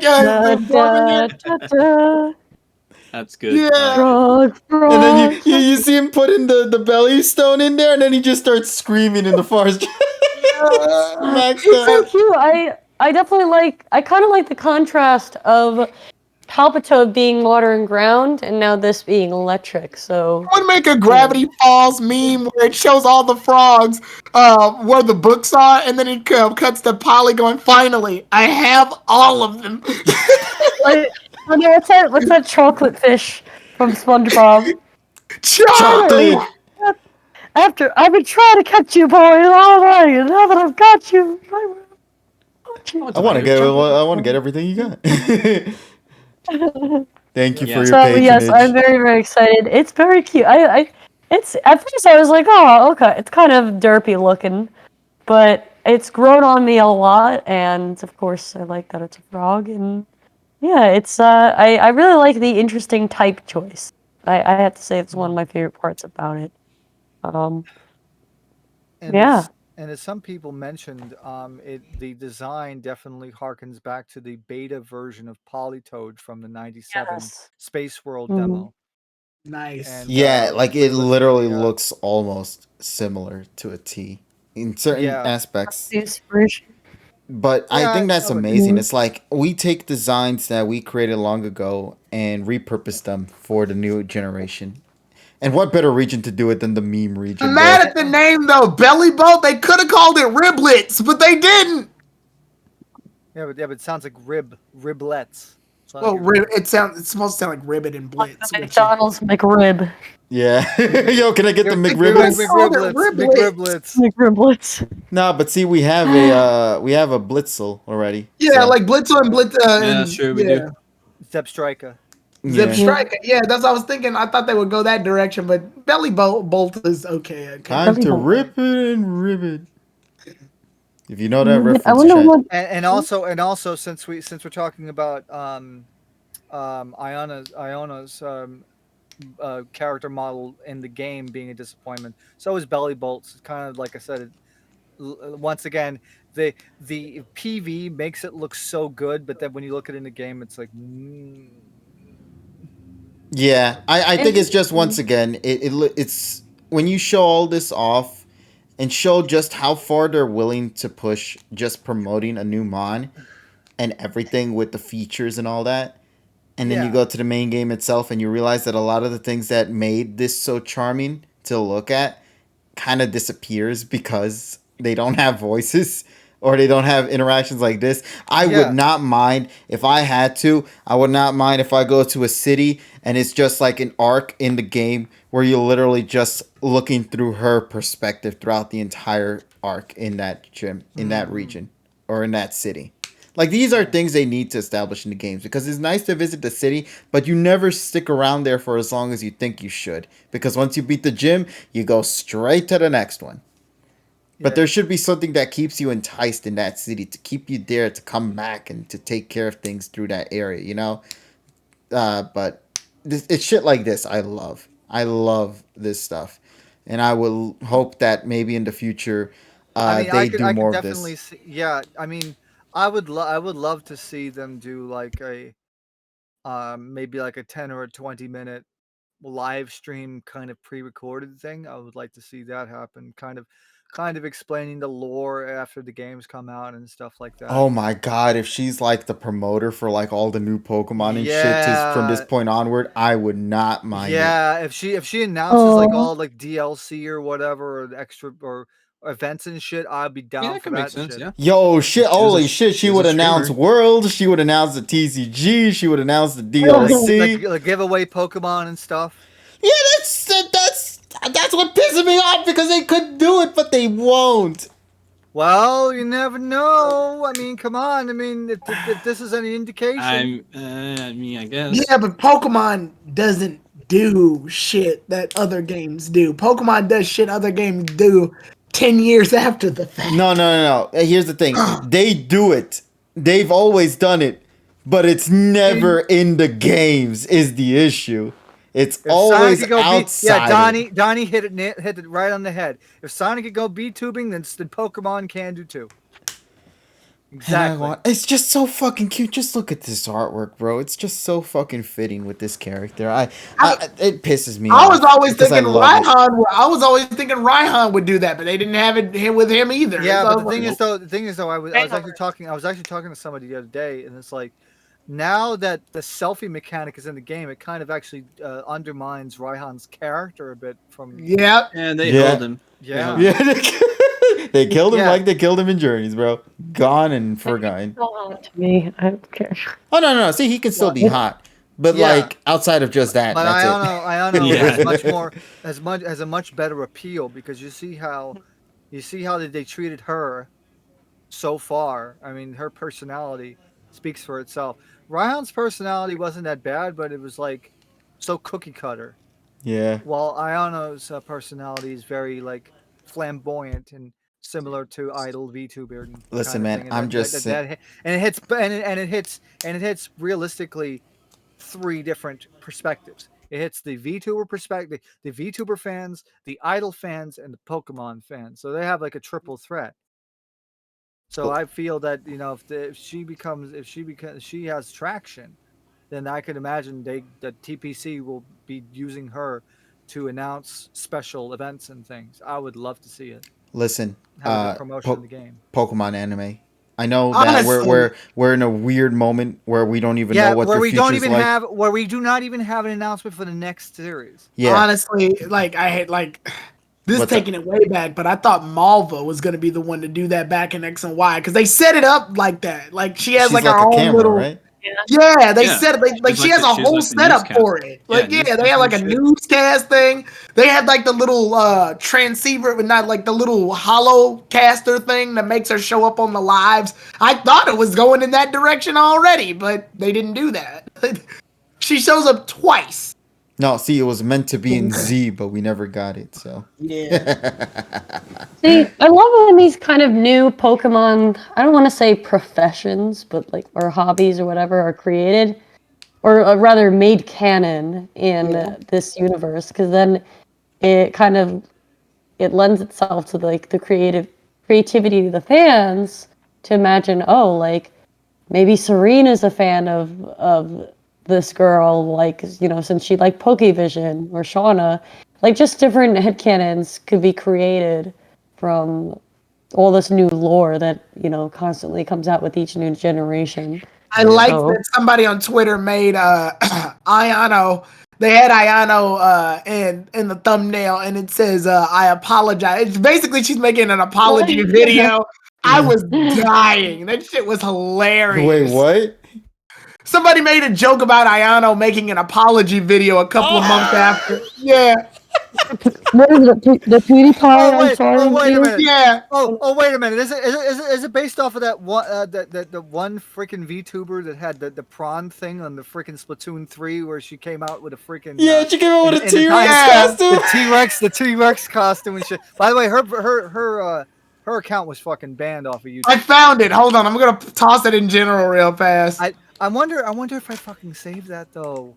Oh man. I think I might have saved that video. I hope There we I go. saved that I video. sincerely hope you did. Wait, hold on. I got something here real quick. Let me see. I checked the Discord too. I put the Ayano. I'm sorry. Yeah, with the green screening of the opponent's ink being Oh yeah, green that was some screened stupid out. shit. I do have opinions about Ayano, by the way. Oh. Well, Hold You on said a what? second. Let's hear them. Before we go though, I want to send this to TSS real quick. I'm gonna post this in general. Jesus fuck. Why is that the thing that gets you a level up, Tyrone? But I want to send this to TSS if he can look into this. This Okay. was something that came out not too long ago. Our Okay, buddy let's see Larry here. sent this to us. Thank you, Yeah. Larry. Thank you, buddy Larry. Always living like Larry, like you should. living like Larry. But before we continue, though, I do want to say one thing to TSS, though, and to anybody else. I'm going to say this right now. If you love Iono and you love Pokemon Masters, start saving when she comes. Because when Yeah, she I have arrives, 123,000 gems. I am fucking ready. I am going to go ham on that summoning spree. Gonna go for a 5-star for her. I already love her character. She is everything to me. I stand Iono. She doesn't have an English voice so actress, does she? So D Shino made this video. Yeah, the 2 parts. If Ayano does wind up in Masters, I think an actual Twitch streamer should voice her, or a VTuber should actually voice her Absolutely. in Masters. I think it'd be unjust for anybody else but them to do it. Yeah, but the question, but I'm like looking through all of the possibilities in my head and who could do it. Lily Like, Pichu. Lily Pichu, maybe, yeah. Neanners. Yeah. Mousy. Iron Mouse. Yeah, that would be interesting having Mousie's voice come out of. I mean, she could do it. I mean, because Listen, man, I'm just saying. She's done it before. She's done it before, honestly. Listen, man, Iono sounds so close to Coño. Mousy, yeah, if Mousy does that, wow. I'm just saying. I just need Iono to say a Coño somewhere in the middle of the sentence. I mean, to be fair, she has done other characters. Gura. Ooh, that's an interesting one. But I don't think Gura fits for this. No, she doesn't fit. It doesn't fit. Iron Mouse would probably fit. Yeah, I would totally see. Because Iron Mouse could manipulate her voice up to like the 5th and 6th octave, so she could definitely make it sound really, really nice. Yeah. But Tyrone, I apologize. She's not gonna go Mama Huevo and all that shit. What was it though? You apparently had a different perspective when it comes to Iono and her character. What's up with that? Iono's weird to me because when she showed, first of all, I wasn't in a hurry to watch her trailer. Nothing against her personally. I think it just when it showed up, Twitter gave me a very weird introduction to her. Everybody kept getting mad at the trailer. They were like, "The trailer fucking sucks." And I was just like, okay, so I ended up watching a few clips of it while I was at work. And I looked and she reveals herself and she was talking and I'm just like, okay.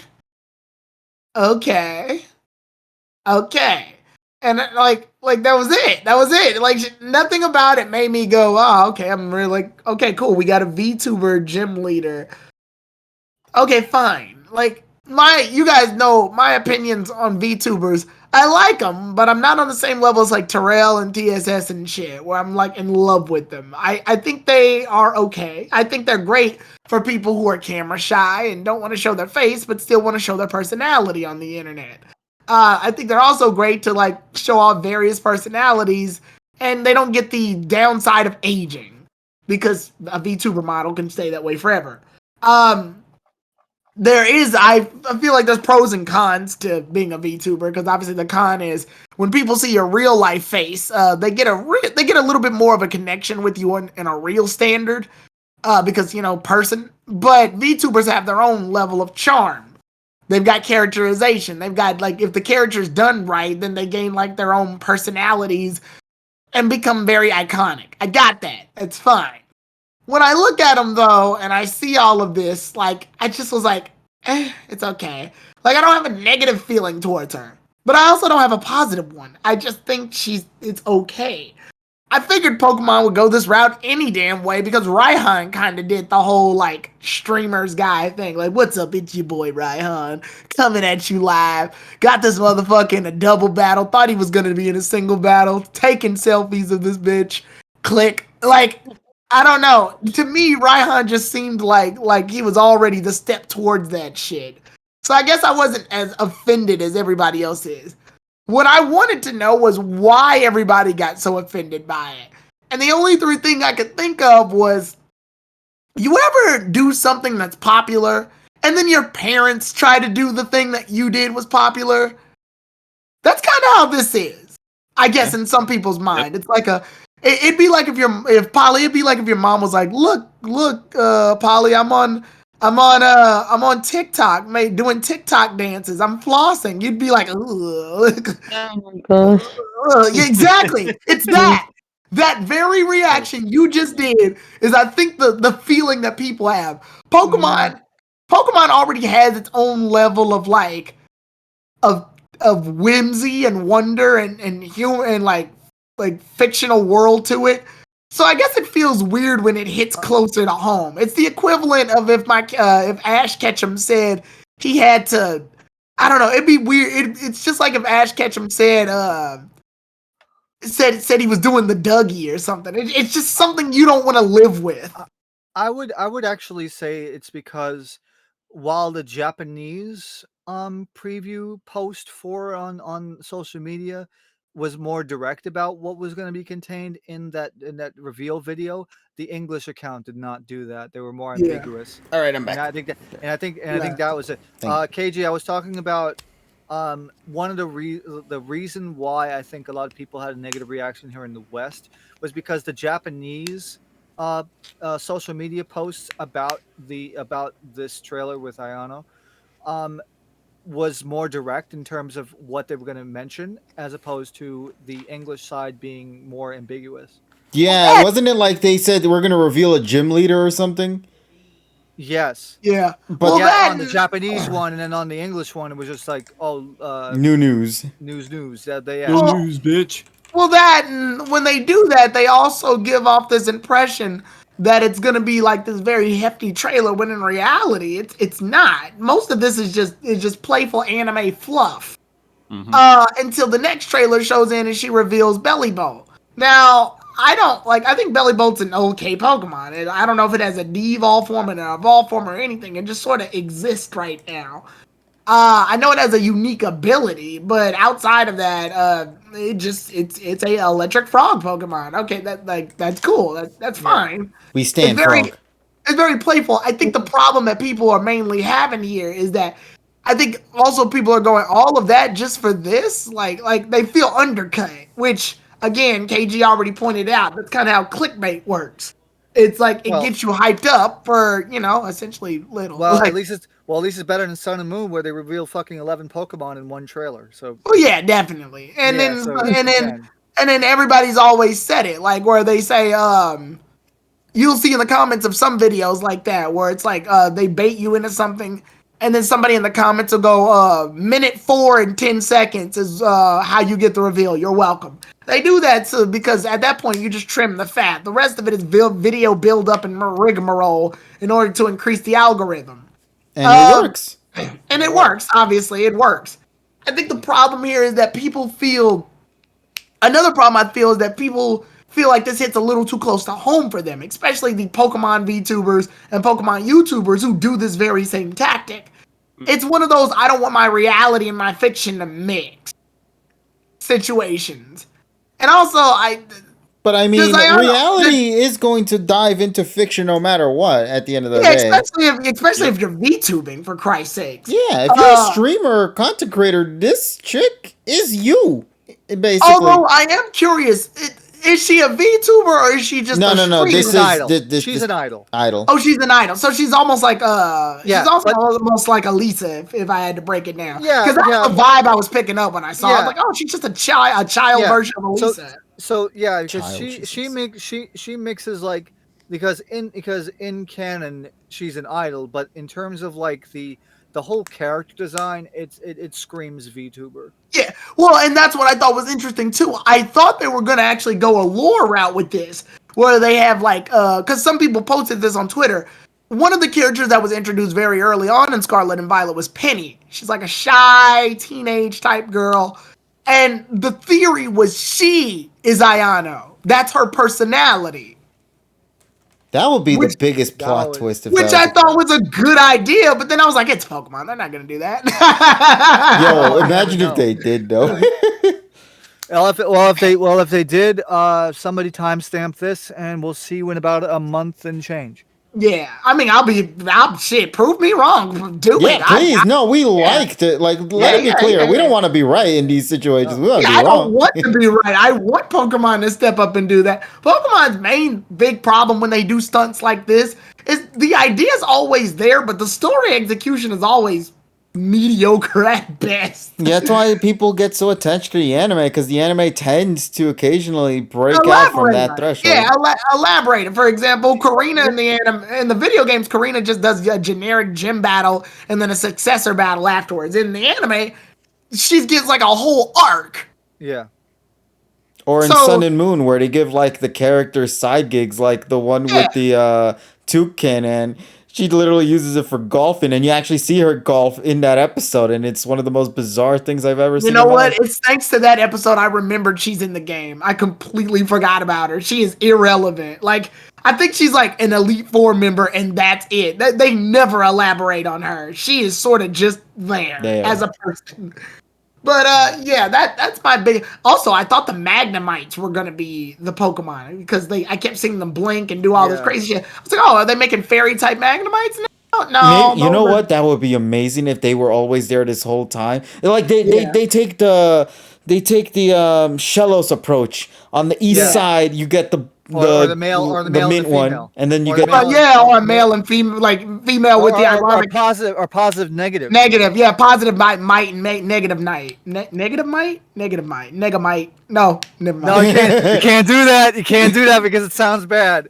It's like when the evil Crimson Chin comes out. Okay, no. I got cuter names. Guys, I got cuter names. Posimite and Minomite. Okay. I like that. Posimite and Minomite.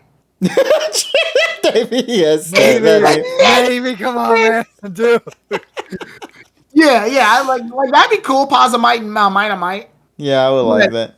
Like, yeah, I mean, like, just to me, I'm indifferent about it, but not in a negative way. I just don't. I think it's just because the reaction to this.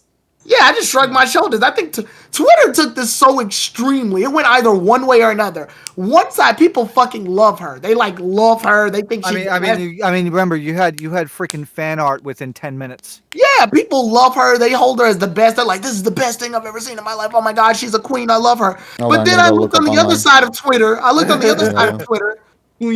the other side of Twitter, and people were like, oh my god, this is fucking trash. She's trash. Oh my god, this is bullshit. It's cringe. I'm like, which is it, guys? You're cringe. The answer, what is happening? The answer is the people who are used to the VTuber and idol culture, they love it. The people who are normies or they're Pokemon normies, they don't understand the direction, and that's why they have that opinion. I will say the female designs for Scarlet and Violet have been very, they've been very sleevey. Does that make any sense? Like, they always have these giant sleeves or giant hoodies or jackets, like something covering them that's bigger than they are. And I love it. I love it. We stand big. I mean, it even goes further. It even goes further beyond that. On like freaking like Osamatsu-san, you have like freaking Jushimatsu. He wears fucking the sweater, like the sweatshirt, like all the way past his fucking hands. Yeah, the same shit. Or like Gita with the big shoes, or Grusha with the confusing gender. Yeah, and like Grusha has the hoodie and the jacket covering him. I wanted to say her, but I know the reality. He, she, one thing's for sure. Yeah. Hot. Hot. Yeah.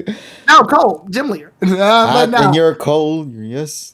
Yeah, I don't know. I think people are just, I don't know. Maybe it's because I've been posting mostly just stream promotional shit on Twitter and not much else. I think people have just gotten like really extreme one way or the other. That's and how it is. They want meanwhile, I'm in the middle. Like, it's okay, I guess. I mean, it's not the weirdest thing I've seen in Pokemon. It should have been me there, not her. It's not Oh, fair. It's all, but it's also fun to look at how where people come from when they're looking at a piece of media like this, because they can relate in one way or another. Because if you think about looking from the outside looking in, it looks very strange. But people that are ingrained in the type of culture that they're aiming for, then they completely understand. Right.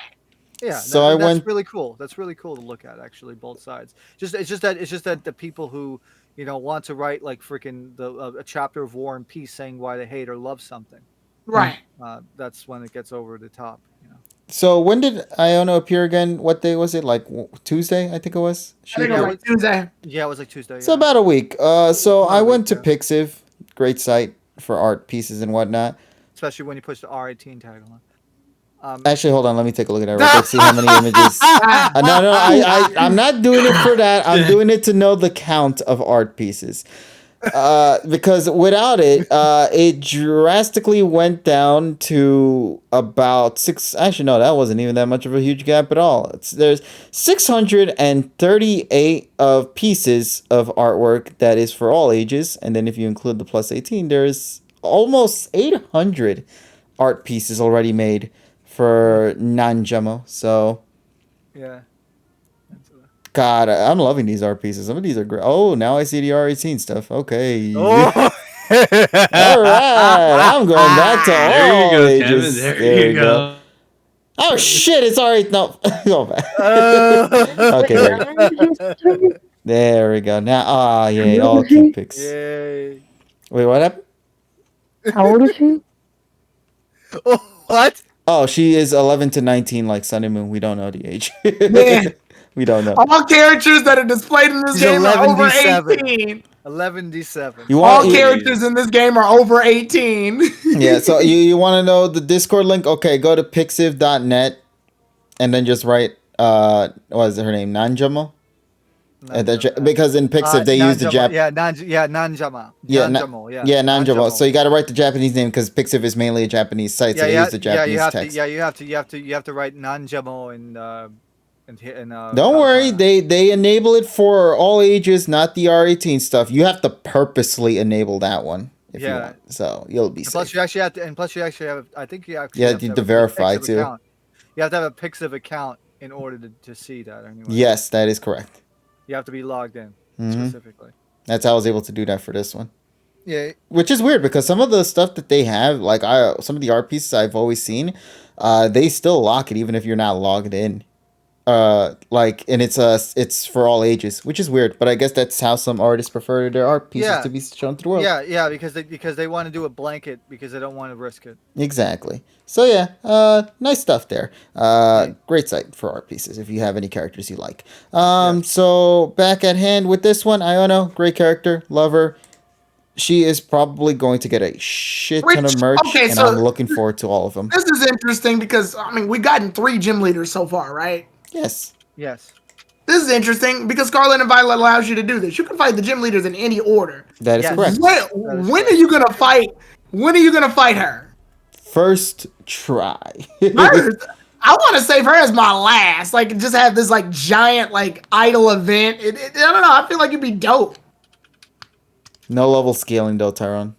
Wait, so what the fuck does that mean? That means you can fight the level 40s at level 10s. Let's go.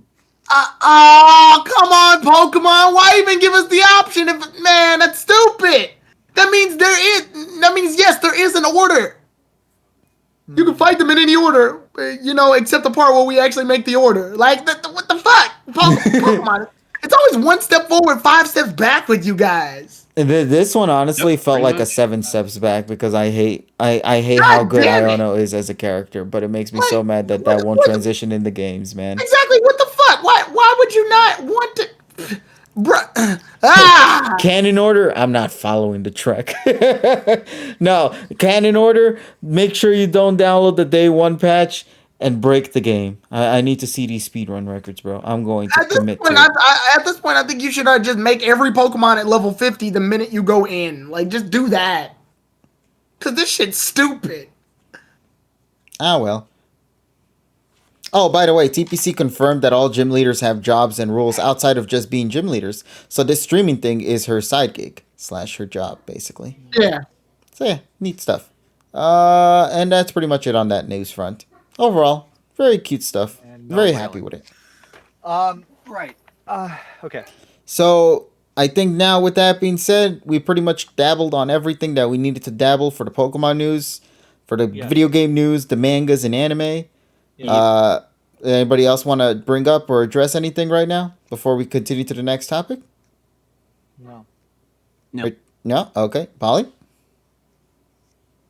I'll take that as silence as a yes. No. There was nothing else to say. Damn, she truly in the speechless mode. We ran out of dialogue. I'm here. I'm not on the couch laying down, I promise. Okay, we semi-believe you. Don't worry, we're almost done with this show soon. Don't worry. Crazy. Don't go night-night on us. You know we have a secondary thing to do tomorrow. Ollie, can you speak to me after class? We gotta talk about your focus. We have to talk about journeys. Bruno. Oh, yeah. Okay. Polly, see me after class. We gotta talk about your focus. Okay, so we gotta talk about this episode of Journeys, and we're going to briefly cover one thing, and that is the episode edit question. Because let me be clear. This episode, for the recap, I found it to be great. Yeah. I honestly, because I think the best thing about this episode was none of the footage. It was all the text that was in the footage. All of the recap shit, that was snooze fest. Okay, it reminded me how bad I hated the PWC. But the text that they had throughout this episode, all that little highlight clips, and most importantly, revealing Diantha is a snitch is my favorite thing about this episode, bro. Can't take her ass nowhere. Well, I love that, bro. Can't take her ass nowhere with that. Yeah, and all right, so let's go talk about the recap. TSS, I'm going to leave that one to you. I think you might handle the recap stuff more. I just wanted to bring up the fact that Diantha is a snitch, and she a bitch for that. And secondly, the other thing, Surfetch is truly my favorite Pokemon from Ash's team and Journeys now. I love the implications of Surfetch going out of his way to attack the paparazzi. Which is the funniest fucking thing I've ever read, boy. One thing I have to mention though is that what I will remember this series for doing is doing something that no other series has done, and that is making every single one of their clip and recap episodes canon. And they actually did it here, because if you look at the way that this was presented like a literal variety recap show that you would see at 8 o'clock, either 6:30 p.m. or 8 in the morning, where you have a couple of guys basically commenting over the whole tournament. And realistically, they did a great job. They had some great one-liners, and they did a great job in recapping the tournament. And the sad part is, I think I would say fuck everything else and just watch this, because this tells you pretty much everything you need to know. Also, like I said, the presentation and the style were really good. And then finally they actually brought us a promise, and they gave us an entire episode where they kept the same sort of motif and not doing the random radio show stuff.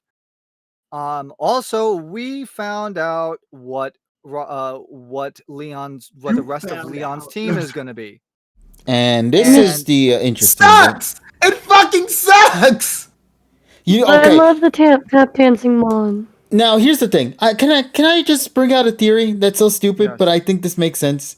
In Sword and Shield, the video games, the way the story works at the start of the game is that you, the protagonist, and your rival, who is Hop, Both go on a journey at the same time towards your new adventure. Both of you collect a Startermon. One, you being the protagonist, and the Hop, I think, gets the Pokemon that is weak against your starter, correct? Stupid. I hate that they're doing rivals like that. Hold on. Here's the thing. But they actually had a story for the third starter. And the third starter goes to the champion himself, Leon. And he ends up having that Pokemon and carries it to the finale. Which I really liked. Yeah. Now, here's my theory. The reason why he has all 3 starters is because the anime never started off with Ash and Hop going at the same. So when Leon was there in the field with the 3 starters, none of them showed up. And so Leon just took them all 3 in. He picked them all up! And he picked them all and it has it in the team, bro. No, I can beat you with a Pokemon that I trained yesterday. My boy Leon. I'm beating you with Pokemon I picked up last week. It's like I'm using Pokemon I used last week too. The best part is the fact that they used Cinderace's footage from the Galar Eternatus episode, and they used the Inteleon from that not Go's Inteleon, but the other one that was in the. What the fuck? So they didn't even use Leon's Pokemon to show off in the thing? Here's the best part. Because what it says no. Because they fucking knew this and they saved their ass, and they have a little label that said simulated image. Which is funny as their way of saying which is so funny to me. You want to know where it gets even better though, TSS? Nothing makes it more apparent than Mr. Rhyme. Yeah, they have no fucking footage. It was a fucking picture. It was a fucking picture. Image not. I would have rather them took an image from Pokemon. What was that damn? What was that Galar special shit that Twilight we saw? Wings? Yeah, I would have rather them taken some clips from Twilight Wings and yeeted them. That actually would have been good. Yeah, I love Twilight Wings. No, and we all do. That's the point, though. Yeah, it's a banger series. It's hilarious because they show Charizard, they show Rillaboom, and then they show Dracloak. But then when they go to the other 3, they're like, yo, image not found. Yeah, video not found, despite them knowing to be there. Wow. See, no, but that proves exactly how bad this is.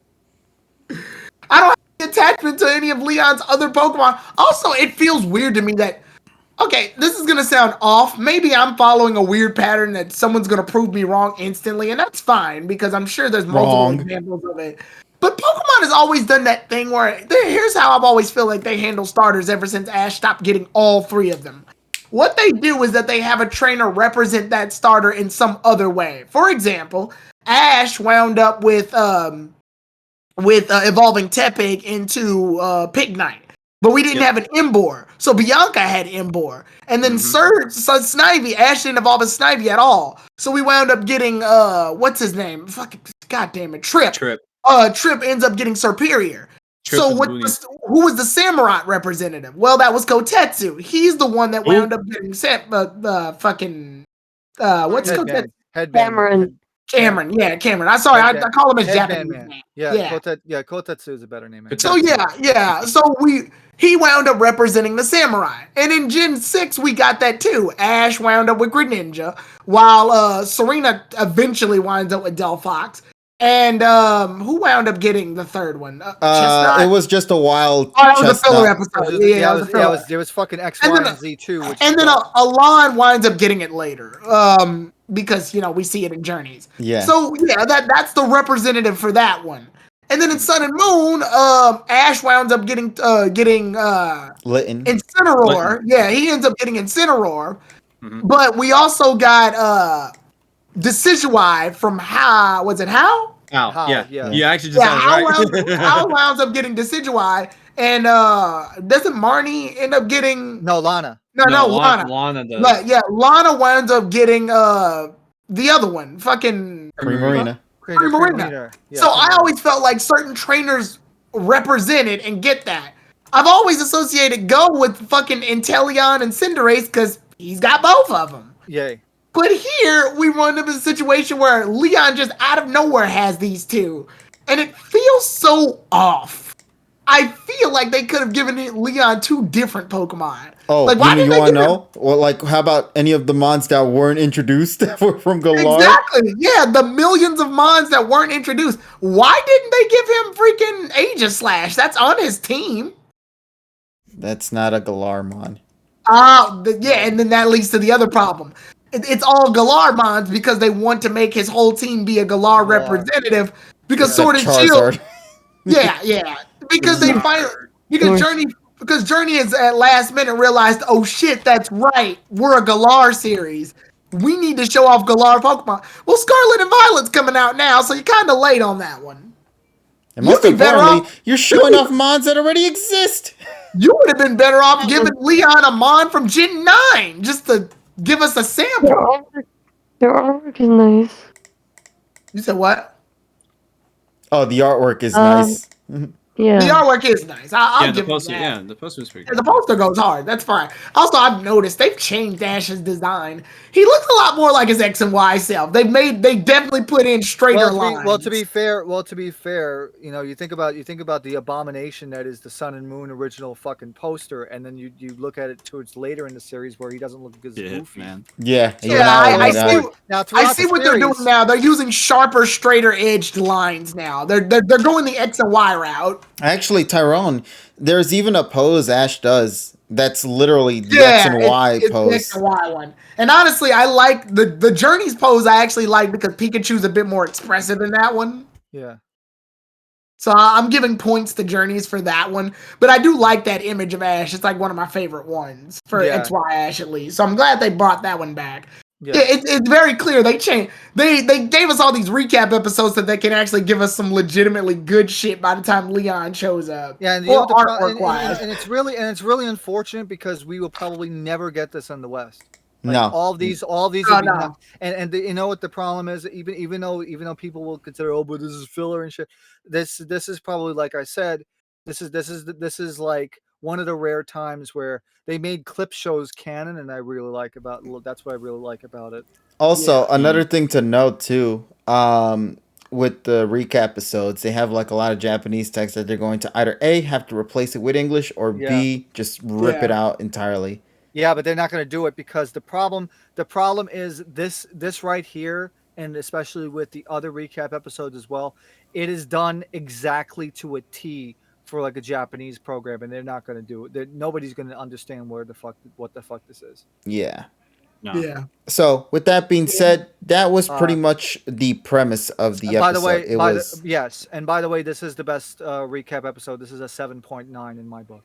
Yeah, if I had to rank the recaps, which is already weird for me, this one is my personal fave. I enjoyed this one. This one definitely feels a lot more like they're treating it like a sports event. Yeah, no, that's the thing. That's the thing that the recap on the semifinals was missing. Yeah. Well, the thing is, like this is literally like Talking Heads commentary that's pretty much ingrained in any of those like recap programs you see on Japanese television. Yeah. You want to know a perfect example of that from this episode? What was his name? The Great Blaze, I think his name was. Yeah. So the other guy. Yeah. When they announced that Cynthia was gonna retire, you hear the guy making the announcement, and he's playing it straight. But they actually, in the background, you could hear the Great Blaze losing his shit. You had the woman announcer come on and saying breaking news and shit. Yeah, and the dude, he is crying, he is losing his shit, and the other guy's coming in to be like, "Yo, man, calm down, man, no, don't feel sad, no." And then this guy's like, "Nah, why is she leaving?" And like, it is so stupid. And then they say, follow-up news. It turns out that she's not going to retire. Yeah, now. you see, this is why. This is why this is the best. This is the best. I still like the one in Kalos where Ash and Alon are like arm wrestling, and they also took time to like have the paparazzi and everybody and the interviewers ask Alon and Ash questions with Charizard and Greninja in the back.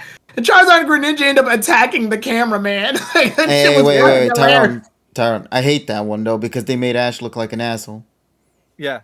Well, yeah, but no. I'm just purposely saying that because of the Twitter thing that happened a long time ago with that. If you remember. But it was just. It's just still. I love little shit like that. I love when they treat like a competition like a competition. Yeah. But like I said, the whole motif about this particular like recap. I mean, like I said, at this point, if people are gonna do a rewatch, just fuck everything else. Just watch this and then. Yeah, I think the funny thing was originally the PWC was just meant to be this. And then it would just go straight to Ash and Leon in the finales. Yeah, so in a way, it kind of like set itself up to be like this anyway, considering what happened with the production delays and crap. Yes, sadly. But let's not go and talk about the sadness behind it since we already took time on that. And also the Japanese. And I don't know about the thing is though, they also had like a trailer for the next episode. Well, more so. Stuff. And that's the thing I want to talk about right now with y'all. Yes.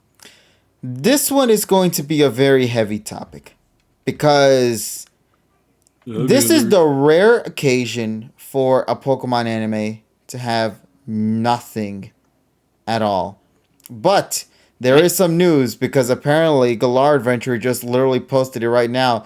The leakers were wrong. There is a JN 132. The finals is a 4-parter. Good. According to what is saying from Oricon.co, which is actually, I think, Oricon News. That's an official news site. So, yeah. So, if this is to be true, well, I mean, just judging from the fact that it's here, there is a 132. Let me go and check up on this here real quick. Which doesn't mean that everything that we've been talking about... While he's doing that, I got another question just regarding Leon's team. Okay, go ahead. I get why Rillaboom's there. I think Rillaboom has been the most used Pokemon outside of Charizard. Poor Dragapult. And obviously Mr. Rhyme, he's just there because team standards. If you could replace Cinderace and Inteleon with 2 other Galar Mons, what would it be? Personally, for me, I would choose Corviknight and Indeedee. I think those would be good replacements. I would say Colossal. Okay, yeah, I can deal with that. Colossal. The only reason I didn't pick Colossal is because he already has Charizard filling the fire spot. But honestly, but you have Cinderace. Doesn't fucking matter because Cinderace. So that's why I said it. Honestly, it doesn't matter. In fact, the narrator even points this out in the episode. He's like, "That's so weird. He has a Cinderace because he's a fire type Pokemon like Charizard. Why? Isn't that like a disadvantage? I know why. Because it has Libero and it knows Electro Ball. That's why. So it technically is his electric Pokemon, quote unquote.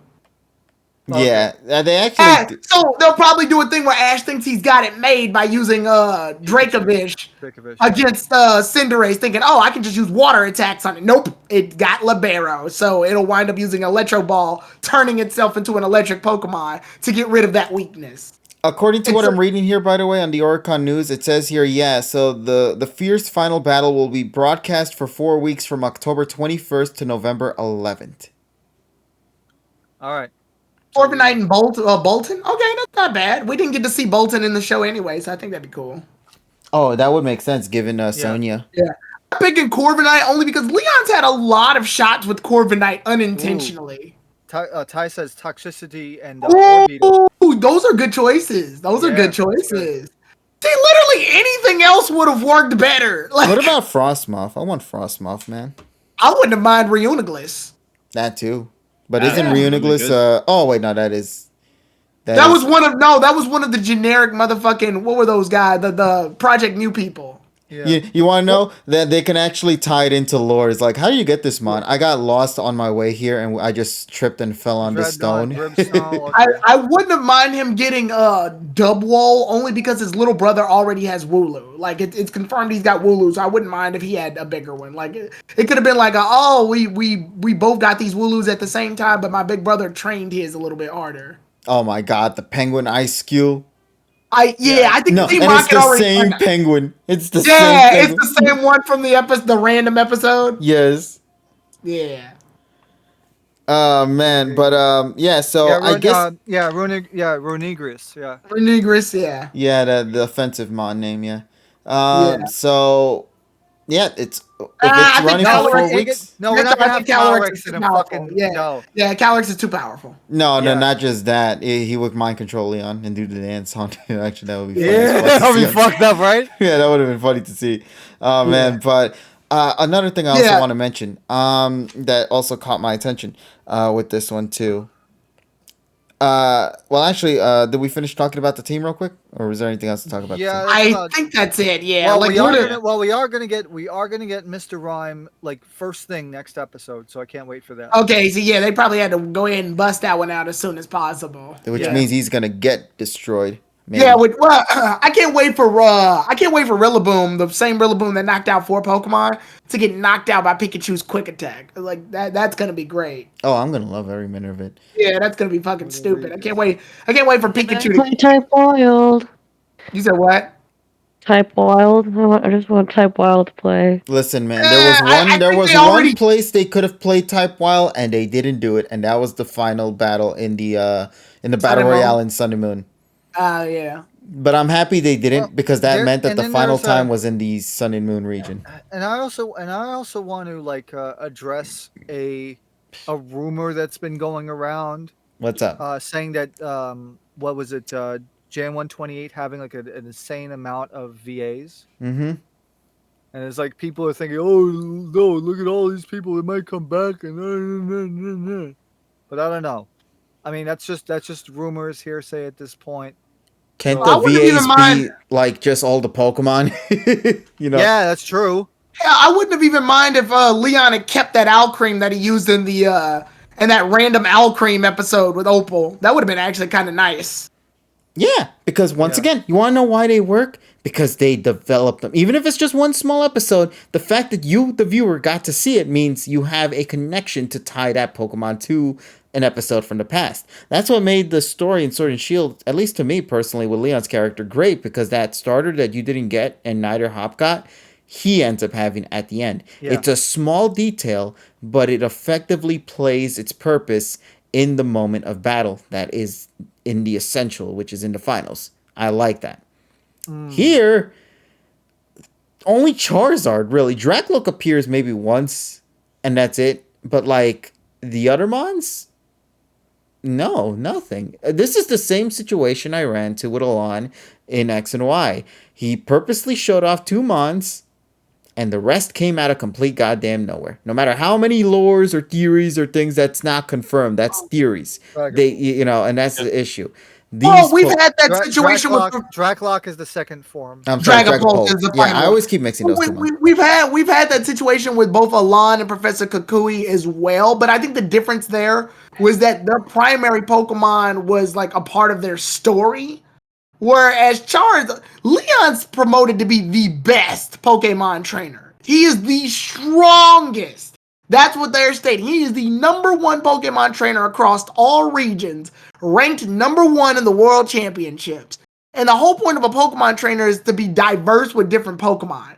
The other trainers, Professor Kukui and Alon, never made it their goal to be the best. Alon wanted to be the strongest Mega Evolution user, so it makes sense that Charizard's his primary Pokemon for that job. Kukui mostly just loves battling. He doesn't give a shit whether it's a win or lose, he just likes the thrill of the battle. So it was never any pressure on him to be like for his whole team to be this fleshed out thing. We get the gist. He got Litten and then evolved it into Incineroar, and the Mask Royal is his persona that he's gained as a result of that to compete in battles. Leon, on the other hand, is stated to be the #1 trainer. Charizard's his signature Pokemon, yes, but he gained the rank by being the best trainer, which means we want to see that versatile use of Pokemon. But in every battle we've seen of him, mostly, he's used Charizard with the occasional Rillaboom and Dragapult. We haven't seen him use up his other Pokemon at all. And even the fights that Charizard's had have been very not great. Miss. Yeah, the best battle he's had with Charizard to me still is the Lance fight from episode fucking 12. Charizard Chills. That was a good one. You said what? Charizard Chills. Yeah. Yeah, that's the only, so that's the only one. So I don't, it's hard for me to gain a connection with Leon's Pokemon because the show hasn't given me a reason to gain a connection with Leon's Pokemon. Or rather, Leon himself. Exactly. And the problem is he is the final goal here. He is I love the broadcasting that TSS and KG have brought up for this battle, but the problem here is that even now when you show off these two teams, I don't have as much of a connection with Ash's current team and Journey's either, but at least I know them. I know them. I don't know these Pokemon except Charizard and maybe Rillaboom. So there's no reason for me to give a shit. It almost feels like Leon, like during the broadcast for Leon, it feels like we're introducing him for the first time ever. Here's the issue too, Taro, and I want to bring up as well. And I've stated this since the very beginning of this series, and I will still go front with this. My biggest issue with this story has always been that they purposely revealed the end game at the beginning of this series. Normally, most stories in Pokemon always tell you, okay, there's a league, and the mystery is who's going to make it to the league. Here, it was always guaranteed that the final thing that would happen at this series would be the clash between both Leon and Ash. And with that in mind, they still reach it, but they fail to acknowledge the growth that was essential for both of these characters, especially with the other topic I'm going to bring up later. And this is why I said, in my opinion, I will enjoy this episode if I see it as is, rather than trying to connect it to the series that it is attached to. But look what you have to do in order to enjoy that. That's what I'm trying to say. And the other thing I also have to say as well is that because of this mindset, unfortunately for me, the believability of this show with this battle, if none of the Pokemon in Leon's team is sweeping Ash's team, then this is unbelievable to me. I can't fathom that reality. Yeah, what do you do when Rillaboom knocks out 4 of Diantha's Pokemon, and then you have to believe that Ash can just take it out, match up to that? Yeah, like I've heard a lot of people say, well, this isn't any different than Ash's other fights where he fights off against really experienced trainers and comes out the winner. Yeah, but the difference between those was that it was never by a large margin.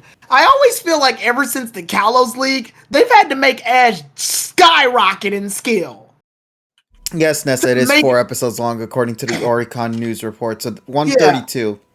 I always feel like after Ash lost to Alon, they've had to make him skyrocket in skill. Whereas before Alon, so all the way from Gen 5 backwards, it always felt like Ash had a comfortable, gradual progression. It was slow compared to most anime characters, yes. But it was definitely believable because you went through him with him the whole way through. Every time you would see Ash get better and better, but it was never obnoxiously in your face how much better he got.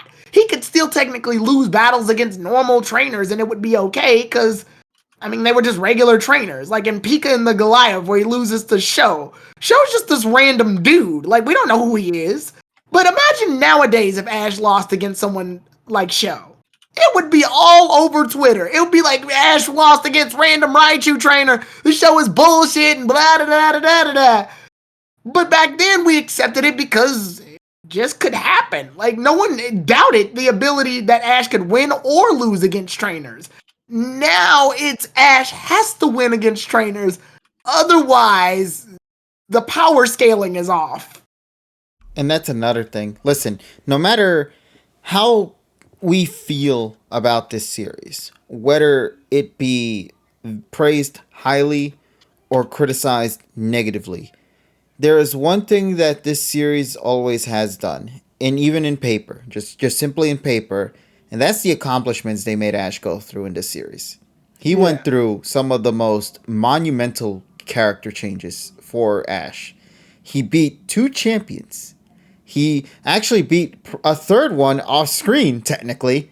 You know, he rose to the ranks, is now second and runner-up currently in the fight between the Monarch battle at the end of this 4-part climax, right?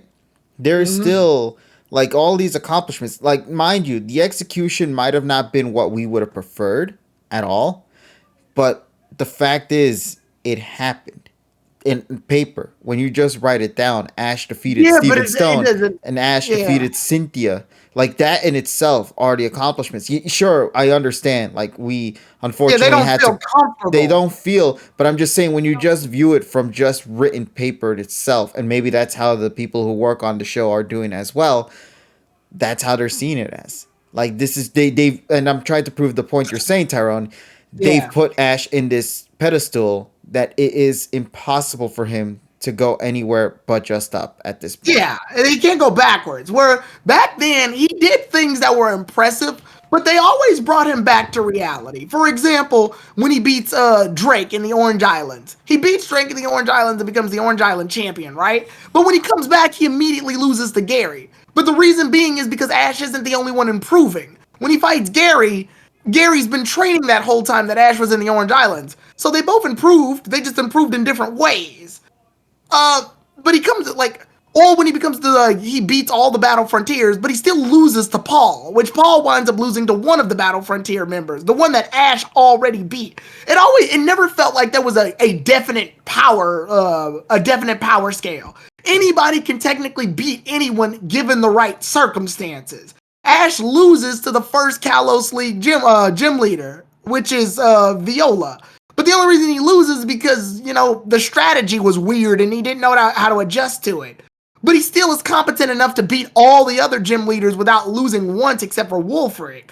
So it never felt like anybody overly outclassed anybody. Nowadays, it feels like if Ash fights anyone remotely different, no matter what the stakes, he has to beat them because, well, he has to. He just has to win. This unfortunately leads to some situations where it doesn't feel like Ash is in ever any real danger. Stakes aren't high because we know the result. Where back then we didn't. We didn't know Ash was going to be in fucking 8th place in Johto or Hoenn. We didn't know that Ash was going to wind up in fucking 4th place in Diamond and Pearl until Tobias showed the fuck up. But we didn't know that. Because the show would always leave us with that level of speculation that goes, maybe that can happen. But in Sun and Moon, we kind of know he's going to win already. The show doesn't necessarily hide it. Gladian is basically going to lose. The show already has given us the perspective of, okay, he lost in X and Y, and people don't want to see that again. So we have to make him win. But the problem here is once they made him win, they couldn't make him go backwards. To be fair, also, in the last, I want to say 3 series, since we've gotten people that are more in tune to getting the titles revealed and other things like that, it kind of killed the mystique of the series once that occurred. Since X and Y period where we had, originally Coral leaks, and then people started to leak out freaking TB guides and stuff. Once that era started, that's when the mystique of the series, in my opinion, disappeared. So yeah, the thing is, the promotion. Let me be clear. One thing I want to say. The promotional is top shelf. Oh yeah, the promotion in Journeys is something that I think none of the other series will ever take. The articles that they made, the articles that they created were some of the best ones. I would buy, it actually got my ass to buy any media. Yeah. Yeah, to get the posters, To get the posters and also to read the articles, because the articles have juicy information in it. It's really from the cool, VAs, from the directors, all that stuff. Yeah, exactly. Oh, and the AniPoke Twitter account was great too. Remember when they uploaded all the openings and endings? Yeah. Yes. That was despite the rough video footage, but still, it was I think that's because Twitter compression too is probably not. Now I will also say this. Technically, this isn't the anime's fault. This is mostly the community's fault. The community definitely loves to bracket things off, and this isn't behavior that was started in Pokemon. If I had to say it had an origin, it's technically Dragon Ball Z that did this stupid shit. Where if a character wins, they automatically win in every circumstance unless the character comes back with an insane power up. In real life, even, Pokemon doesn't have a definite best trainer. Yeah, Worlds has a champion. Someone who's the best in the world, but even that has its level of ambiguousness. most battles that take place in tournaments are best 2 out of 3, and then it turns into a 3 out of 5 later as we enter the finals. The reason they do that is because if one battle decided it all, everything would be extremely unbalanced. You see in like a lot of 3v5, 3 out of 5 fights, a trainer will win like twice and then lose the rest of the times, right? Yeah. Or someone will win and then lose immediately. Or hell, people will battle each other after Worlds and lose a tournament. Does that mean they're no longer the best in the world? Or was that just a fluke? No, they're still best because they won the fucking championship. But they won right there. But Pokemon boils down to which move you make, which Pokemon you use, which strategy you do.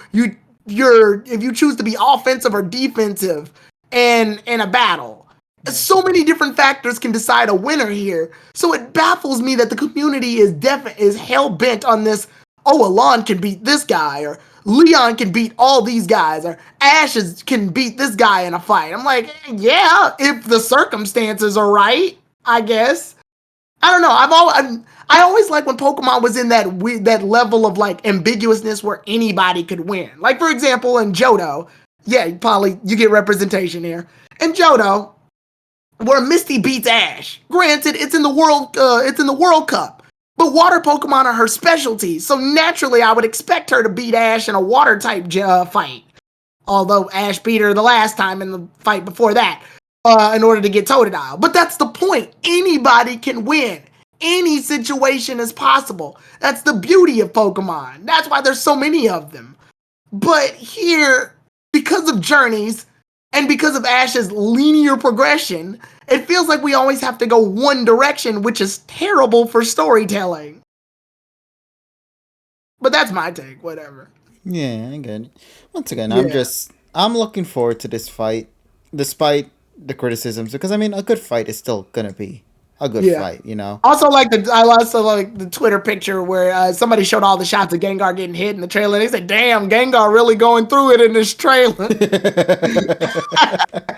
Gengar, he's saying, enough, I'm gonna become the big boy and take all of these Mullins down. Well, he better, because he needs a goddamn redemption, bro, at some point. Well, I already know what's gonna happen. Cinderace and Inteleon are already represented Pokemon by Go, so they're gonna be KO fodder. They are the Pokemon that need to get knocked out to show that Ash is getting some wins in that battle. It's the same thing as Cynthia when Gastrodon lost a fucking Pikachu in its quick attack. You mean it's Iron Tail? It died because it needs to.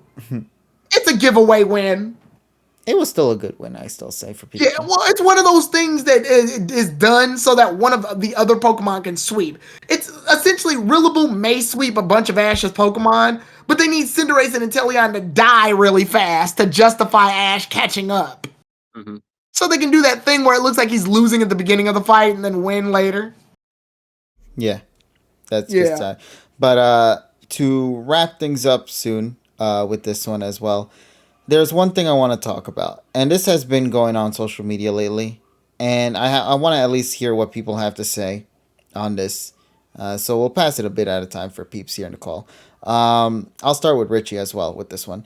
So on social media, especially with the fact that this trailer came out, does it not feel like a finale? And I don't mean just a finale for the series, but more so a finale for two characters in particular, that being of Ash and Pikachu. It's funny you talk about that topic because I was talking about it on my own personal stream. I was getting fucking into in my Wii game. But I basically said, because, and by the way, shout out to Zachary Sayan, who brought up like the question of it. Like he thought it was like that's exactly how he felt, and he was my 2 cents. I've always been sometimes deceived by the way the trailers are presented, because the last few times I've done that, watching the actual episode pulls you closer, and then it just gives you that psych type of deal. So I'm kind of expecting Pokemon to do that because they've done that before, where it kind of makes you think, oh, this is going to be the end for this character or this happens. But then something else completely comes in and just kind of reverses it. But with that being said, I do agree that the choreograph of the trailer and the way it looks, it kind of does have the finale, a finale sense, and not just the fact of the end of the battle, but just for you know Ash in particular, because normally if we see like the flashbacks, we see like the inspirational words that summarizes a journey, you wouldn't do that for the 8th gym battle. You wouldn't do that for the first league match. You would do it when you're finally at the top, essentially, or when you're about around there, basically. So I'm under the opinion that it does have the feel for it, but I'm kind of just very cautious. Like, does that make sense? Because No, wholeheartedly, that makes sense. We've been through it before. We've been through it before, and it doesn't matter how big the scale was. Like, if it was like this for the smallest of things or the biggest of things, I'm the type of person that just wants to be very cautious. But if this so happens to be the finale, then I expect, and I don't think this is too much to ask for, I expect Sun and Moon esque kind of finale in the sense of how marvelous and how beautiful it was that they ended the way they kind of ended the Ash and Kukui fight, where you can really feel that the accumulation, if that's how you say it, of his journey in Alola really came together in that battle.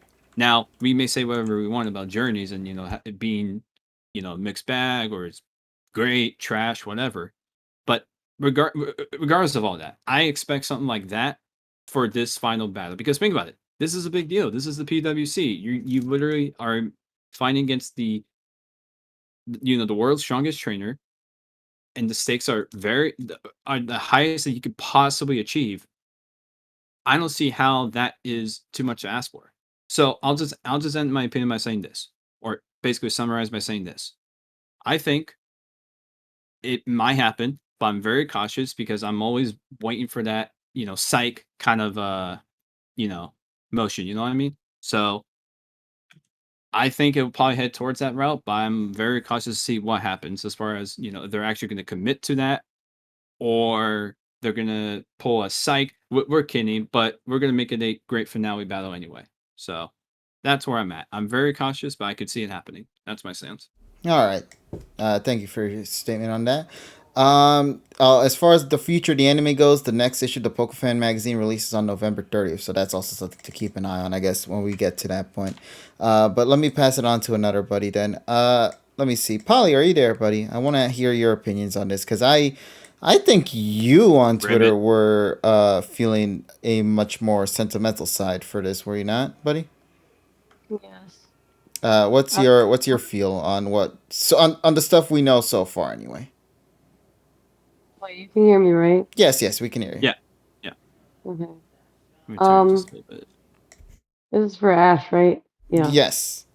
For Basically, Ash's swan song. Like, if this is to be a swan song. I wish I had unique opinions. It's really the same thing as Tyrone. It's like it's exciting stuff in terms of him like finally accomplishing this goal. In what better way than after 25 years, but at the same time, like it doesn't feel genuine. We haven't spent enough time with these characters, especially Leon. It's like, oh, like the preview showed the flashback of him and Sonya, and like that's cute and all, but like I don't have any attachment to that. We didn't see it enough.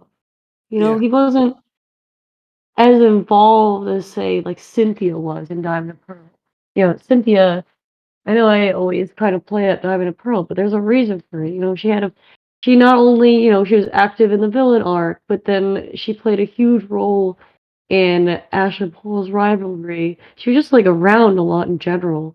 Like even in, parts where you wouldn't see or expect, like the ice cream, like stuff like that. It's just like with Leon, the whole episodic, aspect just kind of really messed things up in terms of really allowing fans to get like a deeper like emotional attachment to these characters. And that's why it's like I don't feel anything.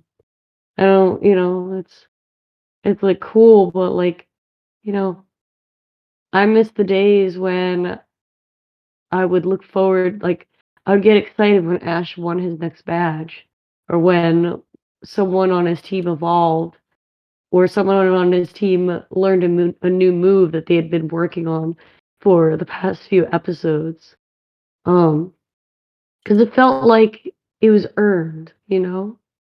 That's the way I feel.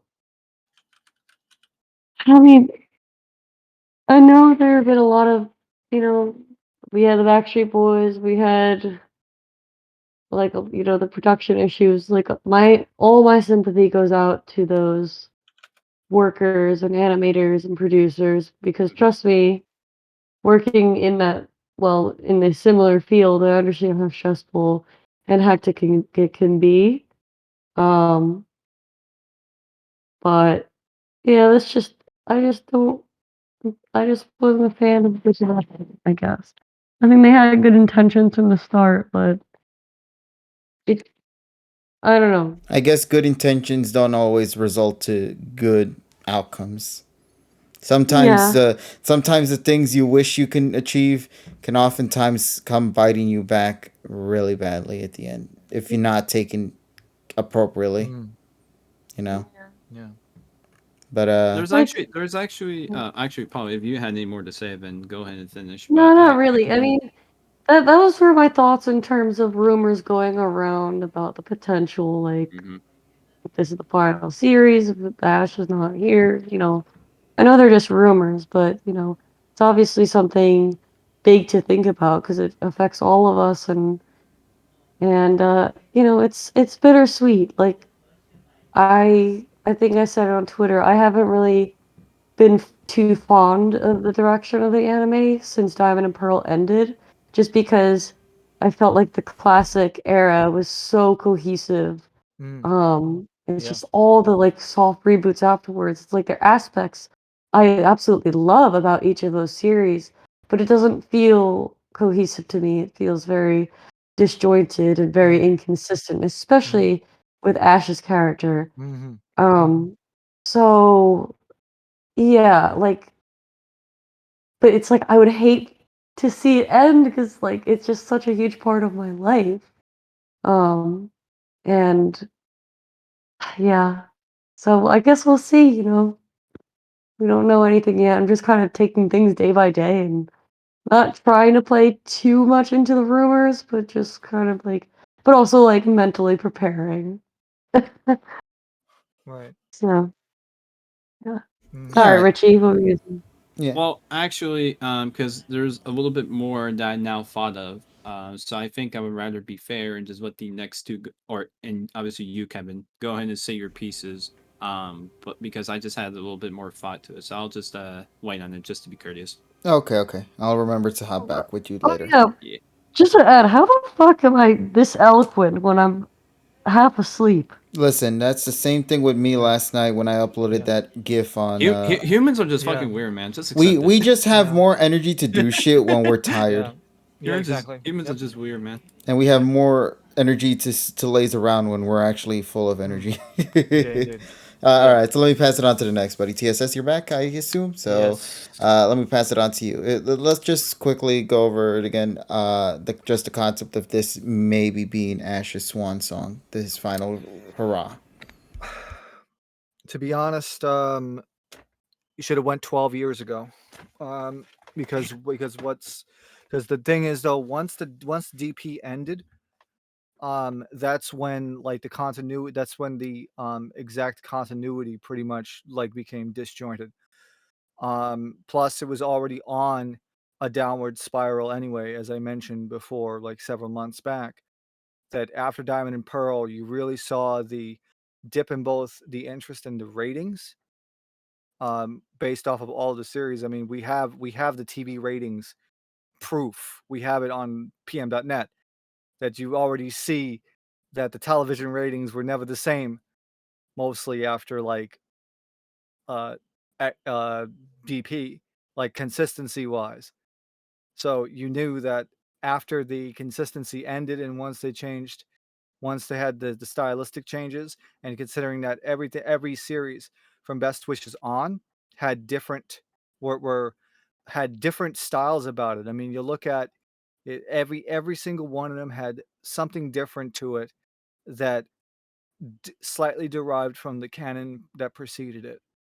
Now, there could be some arguments saying that the base canon was still the same, but that only applies realistically from Best Wishes up until now, because once the soft reboot happened, the entire complexion of the anime changed. And realistically, if they could have done this, they should have done it 12 years ago. Because right now, um, with and actually, if they didn't do it 12 years ago, then they should have done it with Alola. Put Satoshi out on top, and let Rika move on, and let her, bask in what glory that she had, and say that you finally got on top. Time to move on. And realistically, um, if this is going to be the end, then I don't necessarily think it's like that disappointing, but it should have happened a long time ago if they were to retire Satoshi. Um, or at least do what some shows did, like for example, I think not sure, no, Beyblade did not do this. But Digimon did this, of course, is that you make Satoshi older and you put him in the series afterwards, and you make a new generation of people that will come in and carry on the legacy of the franchise. But they didn't do that. They just decided, let's keep Satoshi the same for 25 years because we can. And realistically, like I said, after DP is when the started to go empty in the tank. Um, and then what really compounded this was the shutdown of Media Factory and the shutdown of Pikachu Records, because that basically meant that the all of the music that was pre like SME era or transitional period, like during X and Y, they really can't use it on a regular basis anymore. Like all the old Miyazaki music, I mean, you have to consider that movie 20, Miyazaki had to remake all of the old Kanto music because Kadokawa bought Pikachu Records and dissolved Pikachu Records, and they really can't use that thing anymore. Now this was kind of proven wrong with the Arceus special because of the DP music, but the point still stands. Like freaking Miyazaki had to recreate tracks from the Kanto era in movie 20 for the movie 20 soundtrack, and also the Reggie's theme from AG, the same shit. So realistically, it wasn't just Diamond and Pearl that killed the series as we knew it. But like I said, the shutdown of Media Factory, which means that all of the rental DVDs sucked ass post 2012. And on top of that, Pikachu Records being dissolved and acquired by Kadokawa. And the only way that we could get freaking MPM 98 for movie 22 was that it had to be a brand new remix made for 2019. That was the only way to do it.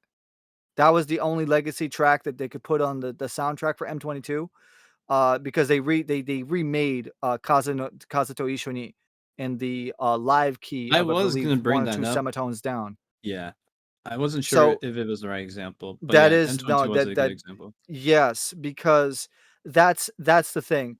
Once music, once all of the once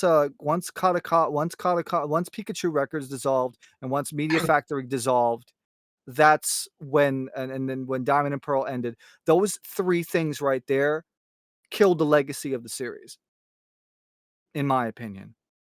If and getting back to 2019, if we did not have the kind of misguided writing from from the mid 20s onwards, and then again after the executive director change in 64,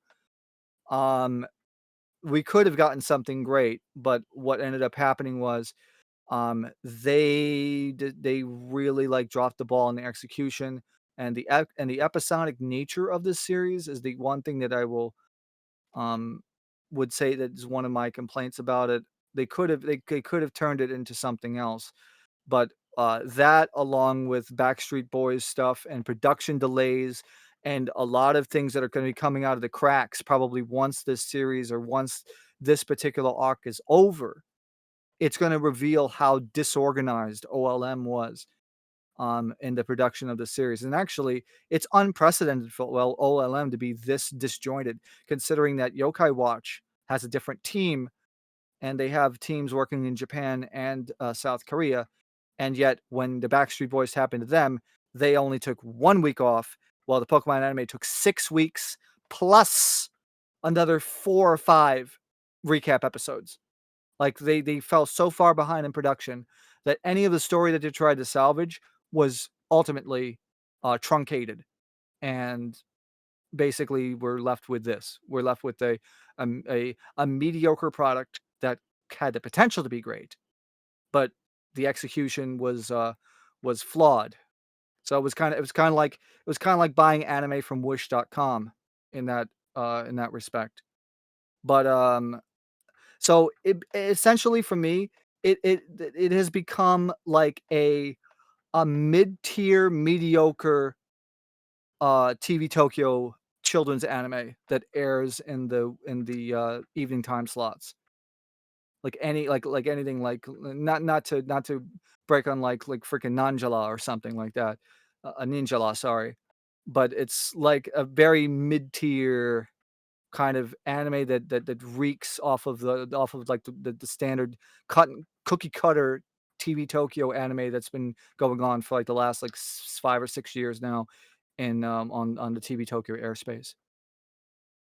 And that's really sad because it went from a really iconic franchise and a really iconic anime down to this. Now, is it the worst? No. I would say certain parts of the meta series is worse than this, but it still ranks pretty low for me. But it all depends. And the thing is, it's like, will the ending of this series raise it enough to really make me look at it in a different light? At this point, no. No. It's realistically gone too far to where it could be chances salvageable. are up a dog's ass. Like, no I mean, way. at this point for me, it's tied for second worst for me. So and unfortunately, even if like Satoshi wins the whole thing and then he goes away, it's not going to change it. It's just going to be a highlight moment, and that's it. And at this point, well, we'll see what happens. But at least we know that at least the Leon fight is not going to be completely scuffed, because we're going to have a 4-parter. So they're going to give enough time to flesh out the 6v6. But again, what's going to really going to decide this is how the fight looks. And now, if two parts of 2 episodes of the fight look halfway decent, I will accept it as a success in this series, considering we had garbage like the Marnie fight and the Cynthia versus Iris fight, which in my opinion are the 2 worst animated. Okay. So we'll see what happens with the Leon fight. But again, I'm disappointed also about just copping out with the 3 Galar starters instead of actually doing like Galarmons that actually made sense. But again, that's their direction. That's where they want to do it. But overall, I want to say that is this the ideal way that Satoshi should be celebrated? No. But if he wins and they make it look good, then they make the presentation and the finale look good, then I'll say, okay, it could have been worse. But at least it could be celebrated out. But again, this all depends on if they want to stop. If they want to have Rika retire. And that is a question mark that we still do not know, because again, we don't have any information about the next series, if there is going to be one. And usually at this time, you get like a poster, or you get like an announcement, or you get something, and we have nothing right now. So it really becomes like a question of, do they want to continue the story or not? Where the hell do we go from here? We don't know, and that's really that's really like the only concern that I have. We do not know where the hell the anime is going to be going up after. We know what's going to go on for the next fucking 4 weeks, and that's about it. We don't know. And considering that this is going to be ending on November 11th, that means that the video game is going to come out the following fucking week, and we have no fucking news on that. Yeah, even by this point, I believe we got information on Sun and Moon right after September. We had it in fucking September. Yeah, we got that like right after. Yeah, we got some X and Y information during the Decoral Island stuff. Mm-hmm. Yeah, they're really. Yeah, shit, wasn't that in like fucking June? That was pretty early. That's sad. I think it was like in August. Yeah, but that's like I think one of the earliest we've ever gotten. Still pretty early, honestly. Yeah. Well, yeah. It makes me stop and think. Oh yeah, that's right. Like next month is November. Whoops. But yeah, someone in the chat brought up something interesting.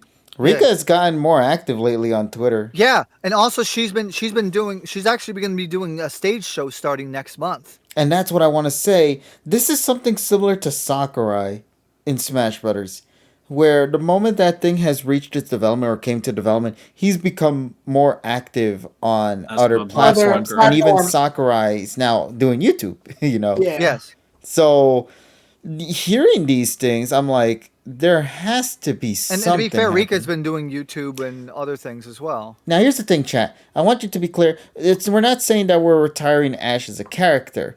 We're saying that Ash is no longer going to be the forefront of the series moving forward. If Ash ever returns, obviously she'll come back to voice.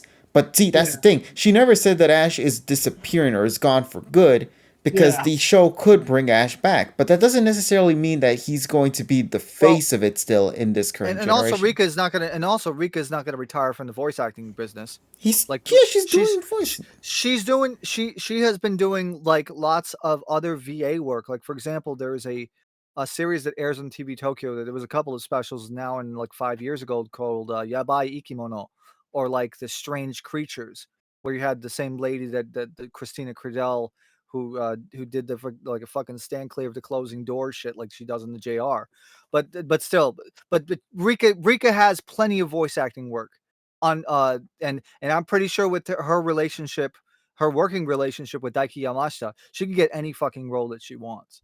Yeah, and dude, she's still going to be under, and she's still going to be under fucking 81 produce anyway. So exactly. No, but seriously though, that Daiki thing though, that's gonna that's gonna help.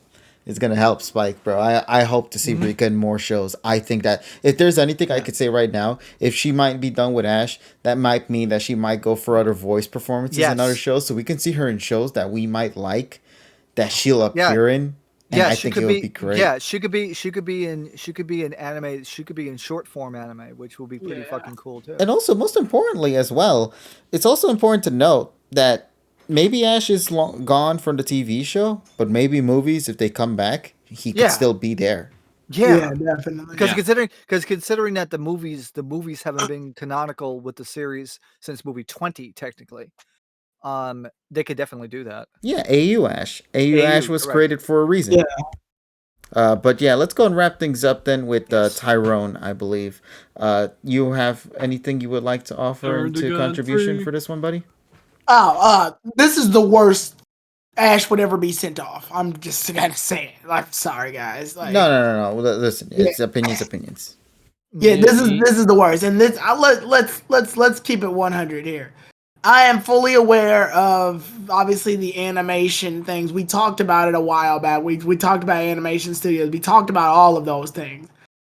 But my main complaints have not even been with the animation. I mean, yeah, those are problematic, but I see why, and obviously I know why now.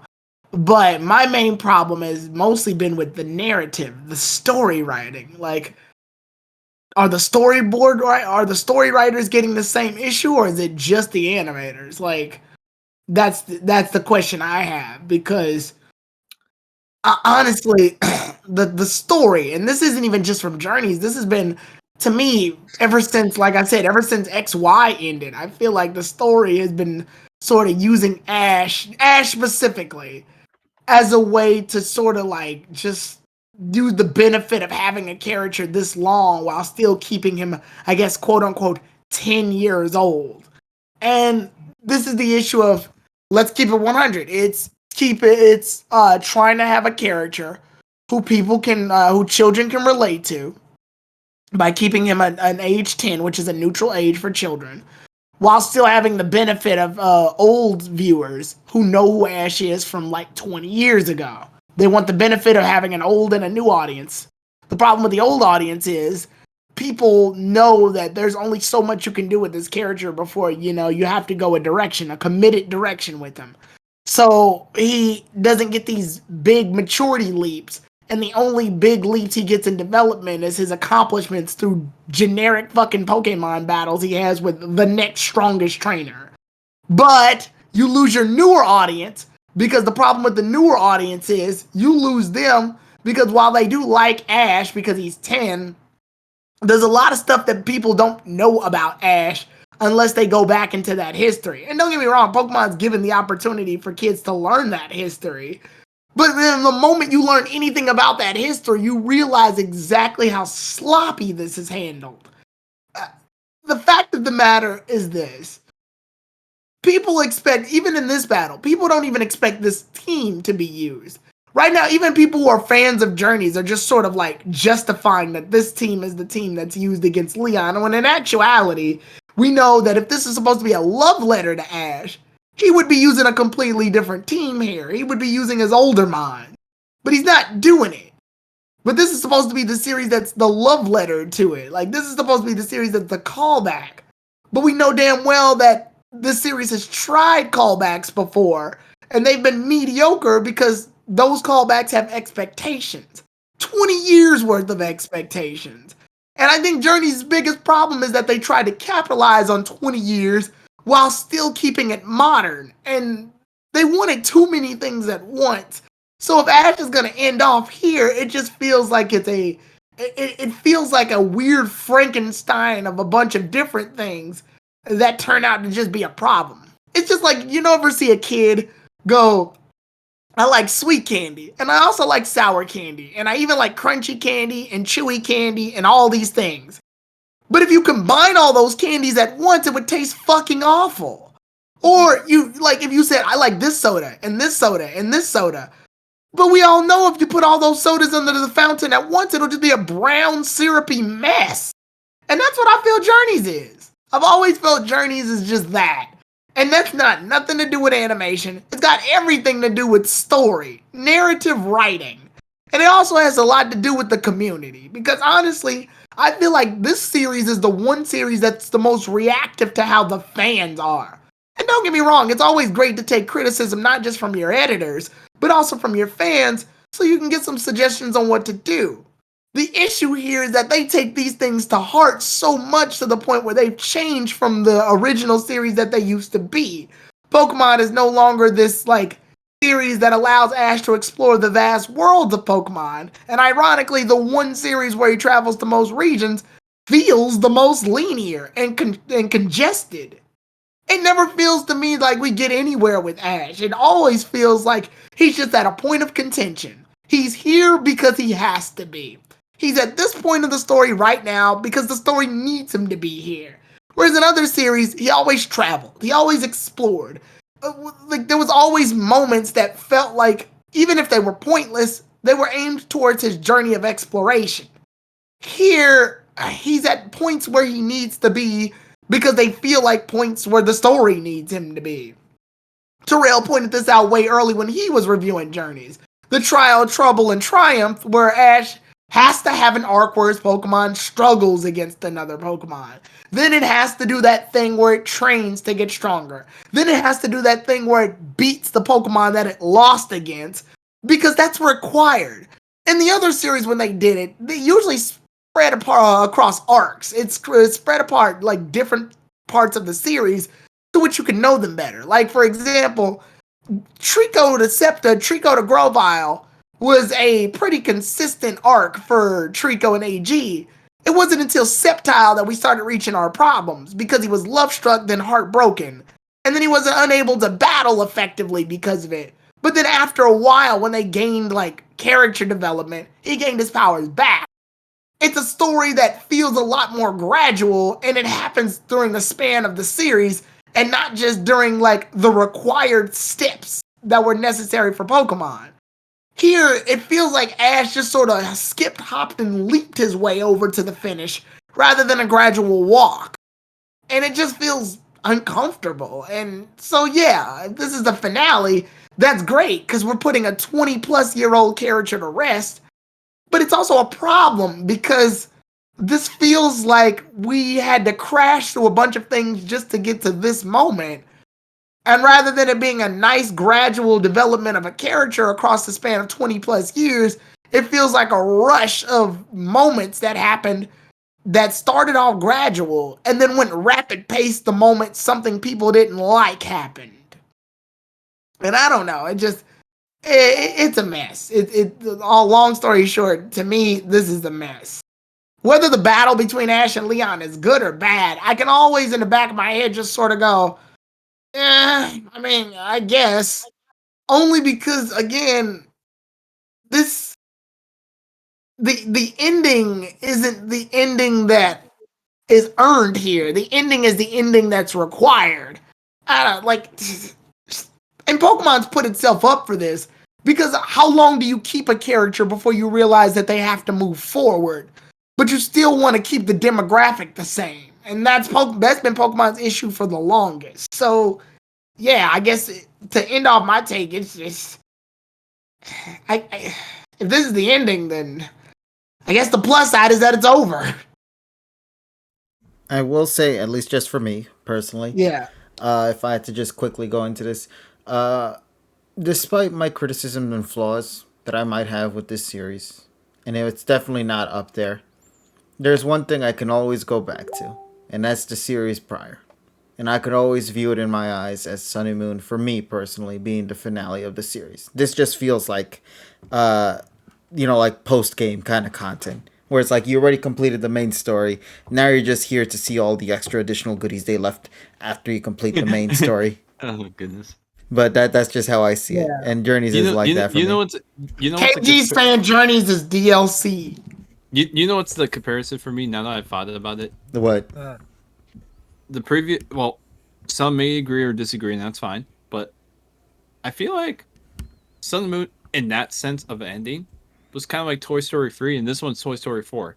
Honestly, honestly, I agree with KG on my end with X and Y. Like, literally, the ending of X and Y says to each their own way. Honestly, in my head, that means I can choose not to deal with the other shit that comes after.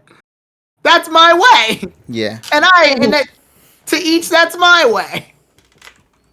Yeah. So to each our own path. But yeah. So once again, if you're a fan of XY, enjoy. You're a fan of Sun and Moon, enjoy it. If you're a fan of Journeys, enjoy You're it. wrong. I'm just kidding. he didn't have anything to that. But that is wrong. But yeah, so with that out of the way, we're gonna clear things up for tonight with one last thing, because Richie, I think you said you wanted to say something at the end, so take it away, buddy. I'll actually minimize it because I think a lot more shit has been generated, so I'll just say fuck it and actually put an actual video out there. All right. Not that I don't do it, but I just need a little more motivation. And besides, Tyrone has something to address to the folks. Well, I'll say it when I do my schedule because it'll just line up perfectly. But yeah, so Richie, what's up with that then? So will do.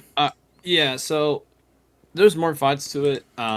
Definitely for sure regarding like if this is really the finale, and if so, how do we want to go on about this and what they want to do. It's kind of like a mixed bag. So what I'm gonna do in the video is just kind of like talk about. It's kind of like the same thoughts I had, but expand on it. Like, given, like, different scenarios of, like, let's say, oh, they still go with him, but they have him go in this Naruto-ish role where he's not in every episode, but he's kind of there. Right. Or are they going to just say, fuck it, get the fuck out of the show? Maybe he'll pop in every once in a while, but not too often. And we'll give it to a brand new, fresh character that will basically take over from the main series or etc. So So I would say more, but obviously, we're pressed for time. So all I'll say is that, be on the lookout for that, because I will expand more of my thoughts into it because, out of all the endings of the Pokemon anime in terms of the regions, or in this case, the series, this one's not the most clearest one I've ever been a part of. And some may disagree, but I would say based on the majority, it seems like not a whole lot of people get it clue. Oh, and I guess just the fact of, the same people that are just like, why do you want him to leave? And you refer to Ash, why do you want him to leave or stuff? Like, he could still be on. It's like, as the main character, and I'm just like, but if he wins, what else can he do? He already won the league. He would hypothetically be the strongest trainer in the world, assuming he wins. Yeah. What the fuck else can you do? Got so it. I'll expand more into that in the video, but it's like, what the fuck else can you do? Like, what do you want him to be? You're like, these are the same people that were saying before Journeys, oh, have him leave after Sun and Moon. Like, hey, listen, I was one of them too. Yeah, make up your fucking mind. It's like, what the fuck? But yeah, other than that, it'll be all in the video, but sheesh. This ending potential ending couldn't have not been any more not clear. Now, see, so yeah, I'll leave it off of there. All right, but see, here's the thing: we're all talking about like he'll win in Leon and all that stuff, right? And that's fine and all. But can he beat Goku though? Now that's the real question we need to ask ourselves. Yeah, I think that's gonna be a discussion at the after the last fight. Yeah, exactly. Don't worry, we'll bring it back up. Yeah, don't worry. We're gonna have a 4-hour pod just to this fucking thing alone. GG, well played. Thank you. Now let's go and wrap things up then for tonight. Yes. Why don't we, ladies and gents? Yeah. First of all, I want to thank all the lovelies we got here in this call with me tonight. To our buddy Richie, to Tyrone, to Polly, and to TSS. I thank you all for once again joining for another fun-filled session. And we're gonna see how things play out for the next week. However, obviously, we still have a lot of silly shenanigans to go on within the week of, this week. But let's begin with mine. Yeah, I didn't know what I was going to say the week of October, but I'm like, it doesn't sound right. Man, come on. Hey, listen, I tried. So let's get into it. So beginning things off, let's go and talk a little bit about the schedule, at least on my side. Obviously, tomorrow, ladies and gents, we're going to be continuing our adventure of Doki Doki with the Doki Doki Literature Club Plus with Tyrone, so make sure to tune in for that. On Wednesday at 9 p.m., my Pokemon Pearl Egglock with Emmy is also going to occur. In case people were wondering where Emmy was this entire session, I was going to bring it up earlier. But our buddy Emmy said she was not feeling at her full energy today, so she tried to stop that. So she said, "What?" I said, "Well, tell her to stop that." Wait, tell her stop to not have energy. What the fuck? No, I don't think that's how that works. Get energy, yeah, cut that shit out. 5-hour energy, like. Yeah. Hey, listen, man. It feels like the chew gum.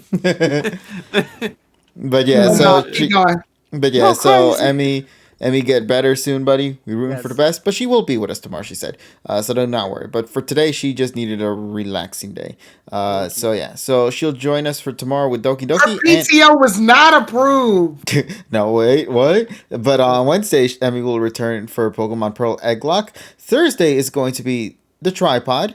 No official idea as to what the topic is going to be, but I guess we'll bring it up at some point soon. And Friday we're going to wrap it up with the Antipoke watch party for the weekdays. However, on Saturday you might notice that Super Smash Brothers is there, but there's no time yet.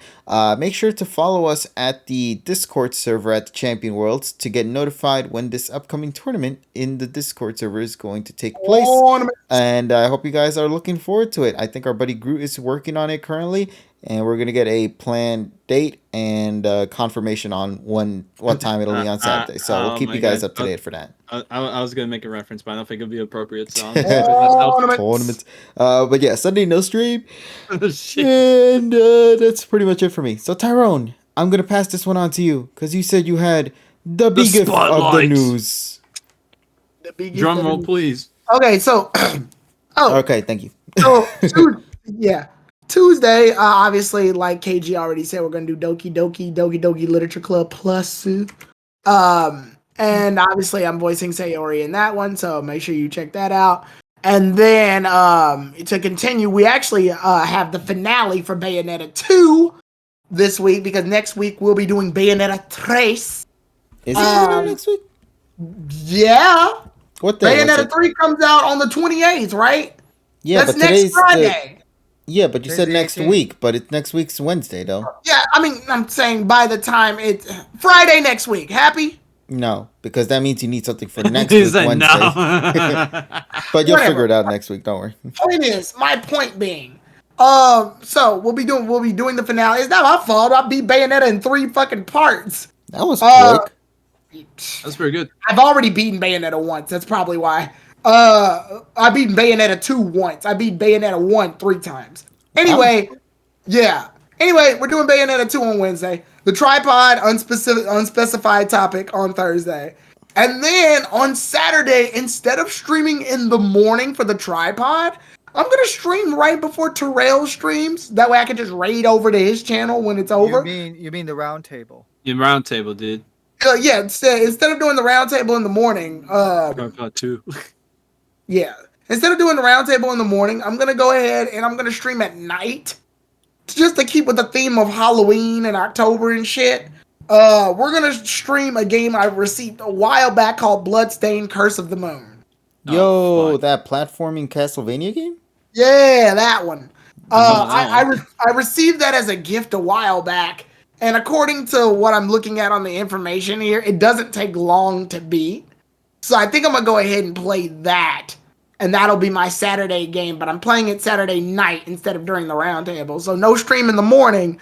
We'll be doing the round table technically at night, I guess. The round table at night. But that's mostly to fit with the Halloween theme and, the spoops. Mm-hmm. And then obviously Sunday at 6 p.m. we'll be doing Octopath Traveler at around 6. But Wednesday's a special day, not just for the Bayonetta 2 stream, but Wednesday will be the reveal of will be a sponsored stream from our sponsors. Shadowrun Legends. Yeah, that one. But no, we'll stay warm and cuddly while we're streaming because it's going to be sponsored by Udi. So as a result, I'll be streaming in my Udi, which means I don't know what the temperature is going to be, but from what I see, it is technically getting colder. If not, I'm going to have to do something real ghetto and turn my air conditioning up to justify me being cold enough to wear the Udi so I don't pass out. Folks, you turn your AC, it's ghetto as fuck. Look, no, I'm saying it's ghetto as fuck because I gotta make it purposely colder in my house to justify wearing the Udi rather than just wear it naturally. But it should be getting colder by that point, so by Wednesday, hopefully it's cold enough to justify, or either that or I can just I don't know, I'll open a window, I don't fucking know. But yeah, I don't want to pass out in the damn thing because it's warm as hell. Like that thing is super cozy. Like if you're in the winter, just wear the Udi. Like that's what you're gonna have to do if you want to survive and save money on your gas bill. Yeah. But yeah, that's what we're gonna do. Bayonetta will be a sponsored stream by Udi, and I will also do a sponsored stream by Udi. Pogs.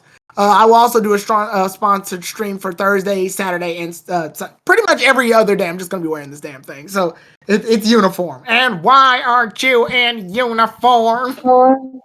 Yeah.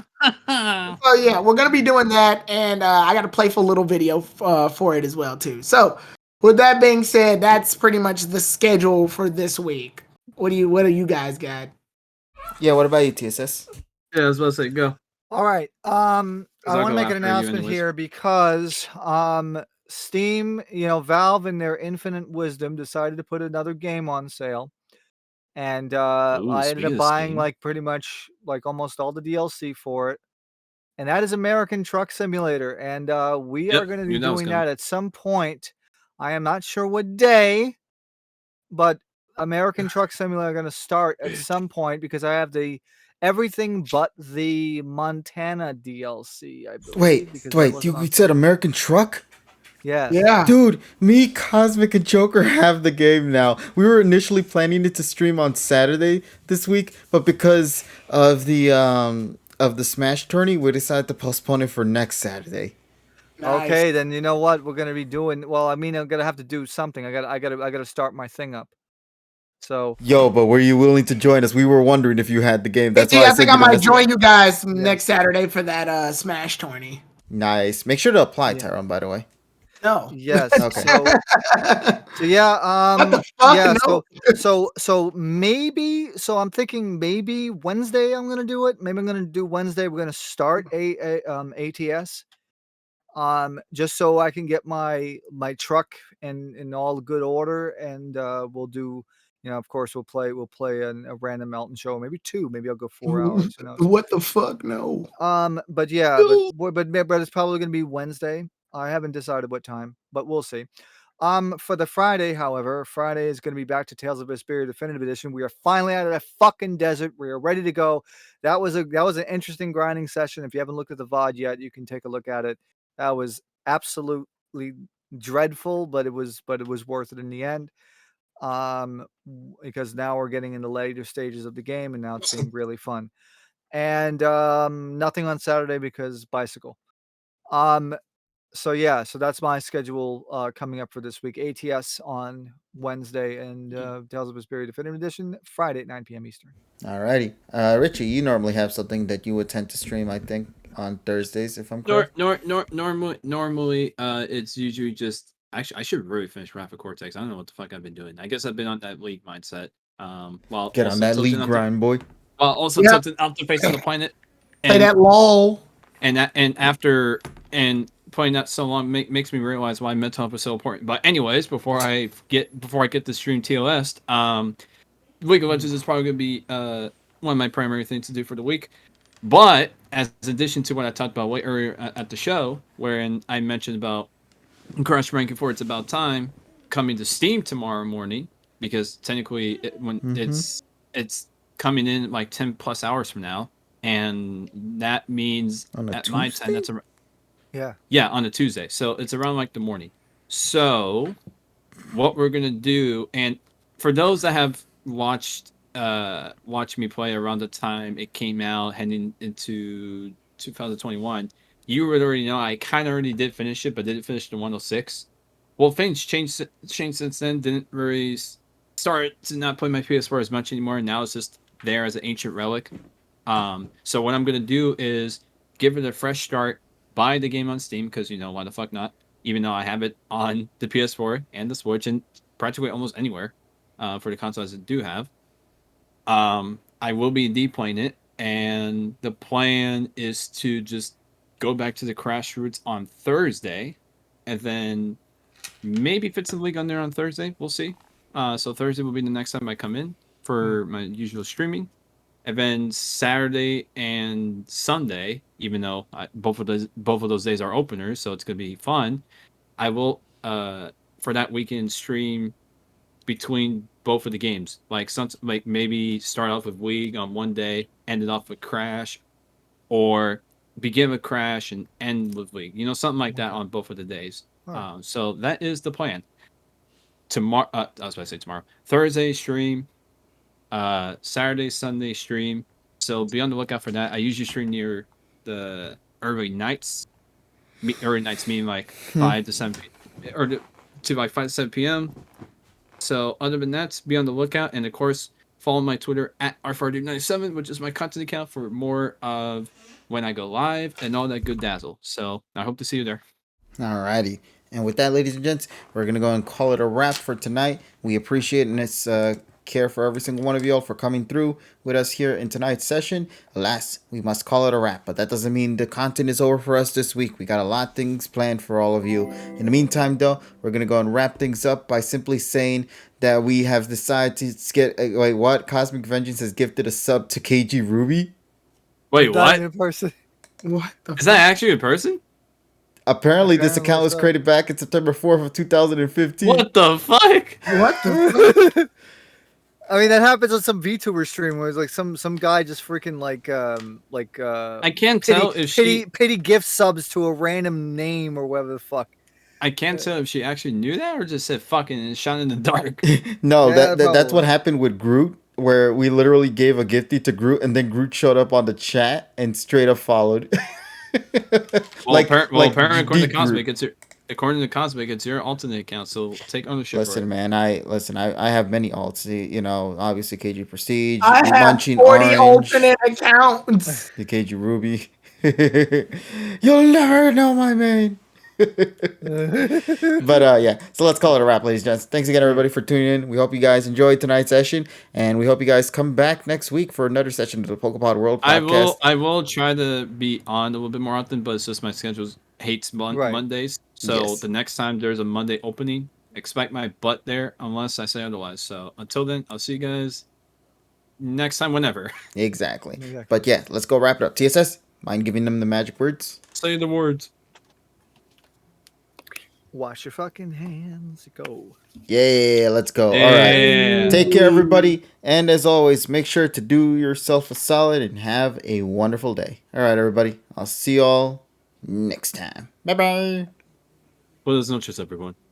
Yes, City bike. Suba. Buenos